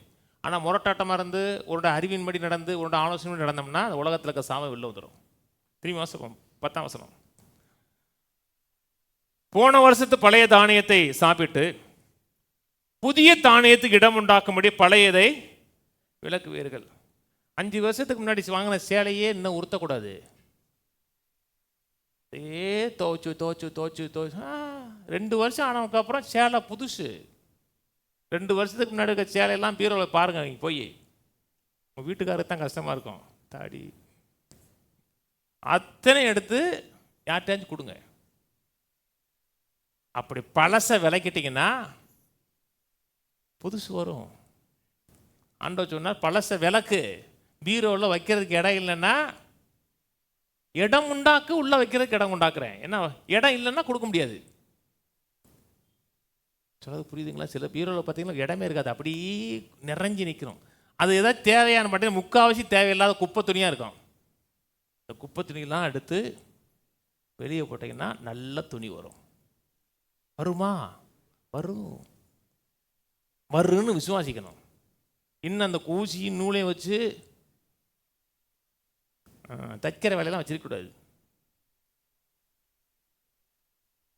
புத்தியை மாற்றிருக்குங்க. பழைய காரை விலக்கிட்டு புதிய கார் அப்டேட் ஆகுங்க. வேணாமா? அப்படி வாழ்கிறீங்கன்னா ஆசீர்வாதத்தில் வாழ்கிறீங்கன்னு அர்த்தம். கனி கொடுக்குற வாழ்க்கை, நிறைவான வாழ்க்கை, எல்லாமே நிறைவாக வாழ்கிற வாழ்க்கை. சபை அப்படித்தாங்க இருக்கணும். உங்களுக்கு வாழ்க்கைக்கு வேண்டி எல்லாம் நிறைவாக இருக்கணும். பரிசுத்தாவிலாம் நிறைஞ்சிருக்கணும். பரிசுத்தாவி பெறது வேற, பரிசுத்தாவியினால் நிறைஞ்சிருக்கிறது வேற. சந்தோஷத்தினால் நிறைந்திருக்கணும், சமாதானத்தால் நிறைந்திருக்கணும், ஞானத்தால் நிறைந்திருக்கணும், புத்தியினால் நிறைந்திருக்கணும், தரிசனத்தினால் நிறைந்திருக்கணும். அப்படி நிறைஞ்சிருக்கீங்கன்னா ஒரு ஆசீர்வதிக்கப்பட்ட வாழ்க்கை வாழ்க்கைன்னு அர்த்தம். மைண்ட்லாம் அப்படியே ஷார்ப்பாக இருக்கணும். நான் ஒரு வார்த்தை யூஸ் பண்ணி சொன்னதுக்கப்புறம் என் கூட இருக்க 2-3 பேருக்கு புரியும். கொஞ்சம் ஷார்ப்பாக இல்லைன்னா தண்ணி குடிமே. நான் அவங்களை திட்டுறதுக்கு அந்த வார்த்தையை யூஸ் பண்ணேன். தண்ணியை குடுறாமே, தண்ணியை குடி. அது என்ன அன்னைக்கு டாக்டர் சொன்னார், ரொம்ப தண்ணி குடிக்கலன்னா புத்தி வேலை செய்யாதுன்னாரு. அதனால் எவனாச்சும் கொஞ்சம் பேசுகிறான்ட்டே தண்ணியை குடியுமே அப்படின்னா என்ன அர்த்தம்? சரியா வேலை செய்யலை, ஷார்ப்பாக வச்சுக்குன்னு அர்த்தம். எல்லாமே ஷார்ப்பாக இருக்கணும். அப்படின்னா ஆசீர்வாதத்தில் வாழ்கிறன்னு அர்த்தம். லேவியராகமம் 26 கீழே சாபத்தை குறித்து பேசுகிறாரு. 26:16 நான் உங்களுக்கு செய்வது என்னவென்றால், கண்களை பூத்து போக பண்ணுகிறதற்கும் இருதயத்தை துயரப்படுத்துகிறதற்கும் திகிலையும் ஈலையும் காய்ச்சலை உங்களுக்கு வரப்பண்ணுவேன். நீங்கள் விதைக்கும் விதை விருதாமாக இருக்கும், உங்கள் சத்துருக்கள் அதன் பலனை தின்பார்கள். இது சாபம். இது நற்செய்தி என்ன? இந்த சாபத்திலிருந்து கர்த்தர் உங்களை என்னையும் மீட்டு எடுத்திருக்கிறார். அப்புறம் சொல்கிறாரு 19ஆம் வசனத்தில், வீட்டு 10 படிங்க. உங்கள் வல்லமையின் பெருமையை முறித்து உங்கள் வானத்தை இரும்பை போலவும் பூமி வெண்கலத்தை போலவும் ஆக்குவேன். உங்கள் பெலன் விருதாவிலே செலவழியும், உங்கள் தேசம் தன் பலனையும் தேசத்தின் மரங்கள் தங்கள் கனியையும் கொடுக்க மாட்டாது. சாபத்தில் வாழ்கிறது. எதுவுமே விதைச்சாலும் பலன் கொடுக்காது. விதைத்த விதைக்கு விளைச்சலாவதற்கு ஏற்ற சூழ்நிலை இருக்காது. மழை பெய்யாது, பூமியில் எதுவுமே இருக்காது. அது என்ன? சாபம். 26ஆம் வசனம், உங்கள் அப்பம் என்னும் ஆதரவு கோலை முறித்து போடும் பொழுது 10 ஸ்திரீகள் ஒரே அடுப்பிலே அப்பத்தை சுட்டு அதை திரும்ப உங்களுக்கு நிறுத்து கொடுப்பான். இந்த உனக்கு கொஞ்சம் பிடிச்சிக்கோ, உனக்கு கொஞ்சம் பிடிச்சிக்கோ அப்படின்னு நிறுத்து கொடுக்குறது. வாங்கினது 1/4 கிலோ கறி, அது 7 பேருக்கு பங்கிட்டு கொடுக்குறோம்னா ஆசீர்வாதத்தில் வாழ்றீங்கன்னு அர்த்தம் கிடையாது. நமக்கு வந்து வாசம் அடித்தா போதாதா? வாசம் அடிக்க போதாதுன்னா ஒரு சால்னா கடைக்கு பக்கத்தில் அப்படி இழுத்துட்டு போக வேண்டியதானே. என் மூத்த மனுக்கெலாம் ஒரு 1/2 கிலோ கறி எடுத்துனா டென்ஷன் ஆவான். கோழிக்கறிலாம் 1/2 கிலோ இருக்கணும். அவன் கணக்கு வச்சுருக்கான். 1.25 கறிமா, 1.25. என் வீட்டில் 2 பேர் ஸ்டாஃப் இருப்பாங்க, அவங்களுக்கு கொடுக்கணும். நமக்கு 1.25 கொடுத்தோம்னா நமக்கு ஓரளவுக்கு கிடைக்கும். என்னங்க, ஒரு வீட்டில் இருக்கிறது 6 பேர் 3/4 கிலோ கறி எடுத்துட்டு கோழி கறி எவ்வளோ கிடைக்கும்? 3 பீஸ் தான் கிடைக்கும். நல்லா சாப்பிடுங்க. நல்லா சாப்பிடணும். அதே சாப்பிட்ற அளவுக்கு கையில் காசு இருக்கணும். உனக்கு கொஞ்சம் வச்சுக்க, இல்லை வழி நிறுத்து கொடுக்க கிடையாது. சம்பூர்ணமாக அப்படின்னா என்ன அர்த்தம்? ஆசீர்வாதத்தில் வாழ்கிறன்னு அர்த்தம். வாழ வேணாமா? வாழணும். 29ஆம் வசனம், உங்கள் குமாரரின் மாம்சத்தையும் குமாரத்தையின் மாம்சத்தையும் ஒன்றுமே சாப்பிடக்கூட பெத்த பிள்ளையை சாப்பிட்ற நிலை. நற்செய்தி என்ன? கர்த்தர் உங்களை என்னையும் அதை மீட்டு எடுத்திருக்கிறார். சாபத்திலிருந்து மீட்டு ஒரு நிறைவான வாழ்க்கை வாழ வச்சிருக்கிறார். சாபம் எந்த விதத்திலும் நல்லது கிடையாது. தரித்திரியம் எந்த விதத்திலும் நல்லது கிடையாதுங்க. எனக்கு கீழ்ப்படிங்கன்னா நான் ஆசீர்வாதமாக வைப்பேனாரு. கீழ்ப்படிஞ்சு நடக்கிறேன், ஆனால் கர்த்தர் தரித்திரத்தை கொடுக்குறான்னா குழப்பம். அது வந்து குழம்பிட்டிங்கன்னு அர்த்தம். கர்த்தர் நிறைவாக வாழ வைக்கிறாருங்க. நான் படிக்க நேரம் இல்லை, சொல்லிடுறேன். 2 ராஜாக்கள் 4ஆம் அதிகாரத்தில் ஒரு தீர்க்கதரிசி இறந்து போயிட்டார். கொஞ்சம் கடனை வச்சுட்டு இறந்து போயிட்டார். ஏன் கடன் வாங்கினாருன்னு தெரியல. பிள்ளைகளை எடுத்துகிட்டு போகிறது கடன்கார வரும் பொழுது தீர்க்கதரிசியுடைய மனைவி எலிசாட்ட போய் சொல்கிறாங்க, கடன் பட்டோம் கடன்காரங்கள் பிள்ளைகளை வந்து எடுத்துகிட்டு போக போகிறாங்க. கையில் கடுக்கான போட்டு அடிமையாக மாற்றிடுவாங்க. அப்போ எலிசா கேட்குறாரு, என்ன இருக்குது உன் வீட்டில், என்ன இருக்குதுன்னு கேட்டால் அந்த அம்மா சொல்கிறா, என்ன இருக்குங்கிறாங்க. கரெக்டாக சொல்கிறாங்க, என்ன இருக்குது, என்ன இருக்குது. எவ்வளோ இருக்குதுன்னு போட்டால் ஒரு குடம் இருக்குதுன்னு தமிழில் இருக்குது. அதை நீங்கள் உட்காந்து பார்த்துட்டுனேன். ஒரு குடம் இல்லை, ஒரு ஃப்ளாஸ்க் அளவுக்கு இருக்குது, ஒரு குடுவையில் இருக்குது. குடத்து நிறைய எண்ணெய் இருக்குன்னாவே பணக்காரங்க தெரியுமா? உங்கள் வீட்டில் இதில் குடத்துலையா வச்சுருக்கீங்க? ஒரு ஃப்ளாஸ்கில் கொஞ்சம் எண்ணெய் இருக்குது, ஃப்ளாஸ்கில் எண்ணெய் இருக்குது. ஒரு சொல்கிறார், பக்கத்துலாம் பாத்திரத்தை வாங்க. பாத்திரத்தை வாங்கி பிள்ளைகளை கூட வச்சுருந்தார். பிள்ளைகளை வெளியே அனுப்ப சொல்லலை, பிள்ளைகளை கூட வச்சு பிள்ளைகளுக்கு விசுவாசத்தை கற்றுக்கொடு. பிள்ளைகள் பார்க்கட்டும், அதை கர்த்தர் எப்படி செய்கிறார் என்பதை பிள்ளைகளை பார்க்கட்டும் சொல்லிக் கொடுக்குறாருங்க. பிள்ளைகளை வெளியே விட்டுருன்னு சொல்லலை, பிள்ளைகளை வச்சு கூட வச்சுக்கோ. ஊற்றுறாங்க, அந்த குடுவையிலேருந்து ஊற்றுறாங்க. குடுவையிலிருந்து எண்ணெய் வரலை, குடுவையின் மூலமாக எண்ணெய் வந்துச்சு.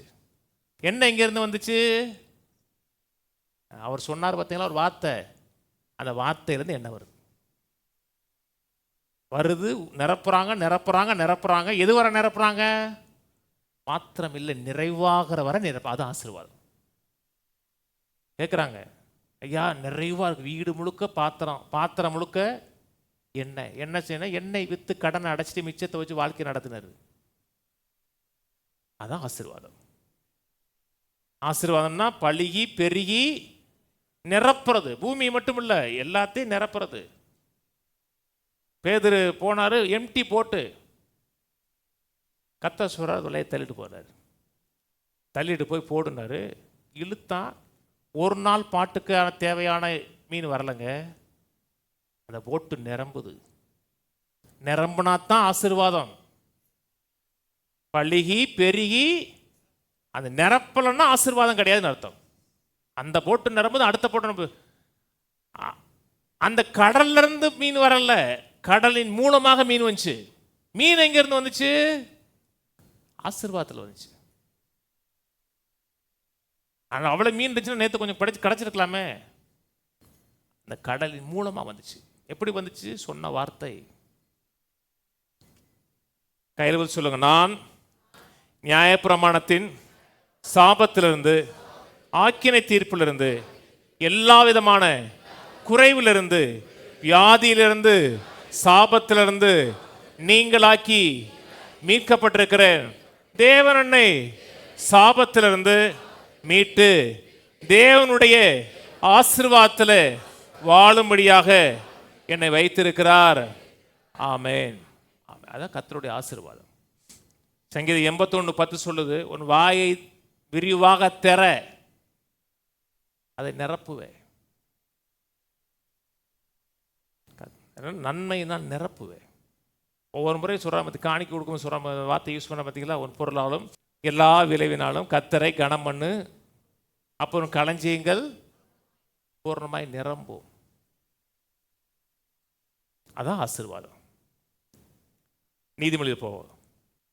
நீதிமொழி 8:18 ஐஸ்வர்யம் கனமும் நிலையான பொருளும் நீதியும் என்னிடத்தில் உண்டு. பொன்னையும் தங்கத்தையும் பார்க்கலும் என் பலன் நல்லது, சுத்த வெள்ளியை பார்க்கலும் வருமானம் நல்லது. என்னை சிநேகிக்கிறவர்கள் மெய்ப்பொருளை சுதந்தரிக்கும்படி அவர் களஞ்சியங்களை நான் நிரப்பம் பிடிக்க. ஞானத்தை பிடிக்கிறீங்க, வசனத்தை பிடிக்கிறீங்க, ஆசீர்வாதத்தை பிடிக்கிறீங்கன்னா கர்த்தர் சொல்றாரு, களஞ்சியங்களை நிரப்பணும். அதான் வாழ்க்கை, அதான் நமக்கு தெய்வ சித்தம். எந்த சாபமும் இருக்கக்கூடாது, எல்லா ஆசீர்வாதமும் இருக்கணும். ஒரே ஒரு வசனம் கடைசியாக வெளிப்படுத்தின விசேஷம். கடைசி புத்தகத்தில் 22ஆம் அதிகாரத்தில் ஒன்றில் வாசிக்கிற, பின்பு பளிங்கை போல தெளிவான ஜீவ தண்ணீர் உள்ள சுத்தமான நதி தேவனும் ஆட்டுக்குட்டியானவரும் இருக்கிற சிங்காசனத்திலிருந்து புறப்பட்டு வருகிறதை எனக்கு காண்பித்தான். நகரத்து வீதியின் மத்தியிலும் நதியின் இருகரையிலும் 12 விதமான கனிகளை தரும் ஜீவ விருட்சம் இருந்தது. அது மாதந்தோறும் தன் கனிகளை கொடுக்கும். அந்த விருட்சத்தின் இலைகள் ஜனங்கள் ஆரோக்கியம் அடைவதற்கு ஏதுவானவைகள். இனி இனி இனி ஒரு சாபம் இராது.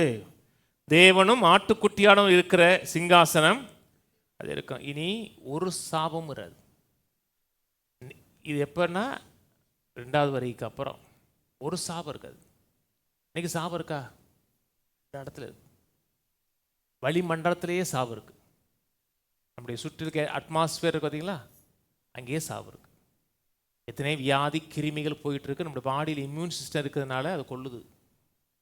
அதனால தான் ஆண்டவர் வரும்போது புதிய வானம் சொல்லும் பொழுது அந்த அட்மாஸ்பியரை மாற்றுவார். புதிய வானம் புதிய பூமி, அட்மாஸ்பியர் சுத்த அட்மாஸ்பியராக மாறும். ஒரு வியாதி கிருமிகள் எந்த இடத்துல இருக்காது. யார் தும்முனா கூட அந்த தும்மலில் வியாதி இருக்காது. ஒருத்தனுக்கு வியாதி இருக்காது, ஒருத்தன் தரித்திரம் இருக்காது. சிங்கத்தை பார்த்தா கூட சிங்கத்துடைய முடியை அடியே தடவி கொடுத்து போகலாம். நீங்கள் போகிறீங்க, சிங்கம் ஒன்று வருது, என்ன எப்படி இருக்கா, நல்லாக்கியா அப்படின்னு போகலாம். ஏன்னா சிங்கம் கடிக்காது. விரியன் பாம்பு குட்டியை சின்ன பிள்ளை எடுத்து விளாண்டுக்கிட்டு இருக்குன்னு அப்படிப்பட்ட நிலை. இன்னைக்கு அந்த நிலையில் இல்லை. ஆனால் நீங்களும் நானும் அந்த நிலையில் இருக்கிறோம். உலகம் இல்லை, நம்ம இருக்கோம். சாபத்திலிருந்து கர்த்தர் நீங்களாக்கி மீட்டு கொண்டிருக்கிறார். ஆபிரகாமுடைய ஆசீர்வாதத்தை கொடுத்திருக்கிறார். இயேசு நாமத்தை கொடுத்திருக்கிறார். களங்கம் இல்லாத கர்த்தருடைய வார்த்தையை கொடுத்திருக்கிறார். சர்வாயத்தை கொடுத்திருக்கிறார். என்றால் மே மாதத்தை காட்டிலும் ஜூன் மாதம் பெட்டராக இருக்கணும். ஜூலை இன்னும் கொஞ்சம் பெட்டராக இருக்கணும். ஆகஸ்ட்டு ரொம்ப பெட்டராக இருக்கணும். டிசம்பரில் சூப்பராக இருக்கணும். எல்லோரும் ஒரு 10 லட்சம் காணி கொடுக்கணும். அப்படி இருக்கு. அப்படி மாறணும். அப்படின்னா ஆசீர்வாதம் வேலை செய்யுதுன்னு அர்த்தம். அது எதிர்பாருங்க, பேசுங்க. ஆசீர்வாதம்னா இதுதான் ஆசீர்வாதம். சரிதானே? கர்த்தர் உங்களை ஆசீர்வதிப்பார். எழுந்து நிற்போம். பிதாவே உம்மை துதிக்கிறோம், ஸ்தோத்திரிக்கிறோம். நீர் செய்திருக்கிற சகல உபகாரங்களுக்காக நன்றி. உன்னை ஆசீர்வதிப்பேன், நீ ஆசீர்வாதமாக இருப்பாயின்னு சொன்னீங்க. எங்களை பழுகி பெருகி நிரம்பு செய்யக்கூடிய தேவனாக இருக்கிறீ. பற்றாக்குறை இல்லாத வாழ்க்கை வாழும்படியாக எங்களை வைத்திருக்கிறே. இதுக்கு ஆமக்கு நன்றி. பிசாசு கொண்டு வருகிற எல்லா தீமையும் விலக்கி எங்களுடைய நித்திய ஆசீர்வாதத்துக்குள்ளே வாழ பண்ணுகிறதுக்காக நன்றி. வாழ்க்கையில் பிசாசு எல்லா சூழ்நிலை வெட்கப்படட்டும், அவமானம் அடையட்டும். தலையை உயர்த்துகிறவரும் எங்களை மகிமைப்படுத்துகிறோமாக இருக்கிற கர்த்தர் எல்லா இதிலையும் மகிமைப்படுத்தி குறைவை நீக்கி நிறைவில் வாழ செய்வீராக. எல்லா கனமும் மகிமை உமக்கே செலுத்துகிறோம். இயேசு கிறிஸ்துவின் நாமத்தில் பிதாவே, ஆமென். கர்த்தராகிய இயேசு கிறிஸ்துவுடைய கிருபையும் பிதாவாகிய தேவனுடைய அன்பும் பரிசுத்தாவின் ஐக்கியமும் இன்றைக்கும் என்றைக்கும் கிறிஸ்துவின் வரியை மட்டும் இருப்பதாக. கர்த்தரோட ஆசீர்வதித்து எல்லா தீமைகளுக்கும் விலக்கி காக்க கடவர். கர்த்தர் தம்முடைய தயவுள்ள முகத்தை உங்கள் மேல் பிரகாசிக்க பண்ணி உங்கள் கிருபையாக இருக்க கடவர். கர்த்தர் தம்முடைய முகத்தை பிரசன்னமாக்கி சமாதானம் கட்டளையிட கடவர். கர்த்தர் உங்களை ஆசீர்வதித்து சகல தீமையை விலக்கி எல்லா சாபத்தை நீக்கி ஆசீர்வாதத்தால் நிரப்பி 120 ஆண்டுகளுக்கு மேலாக ஜெயத்தோடு வாழ பண்ணுவாராக. ஆமென், ஆமென்.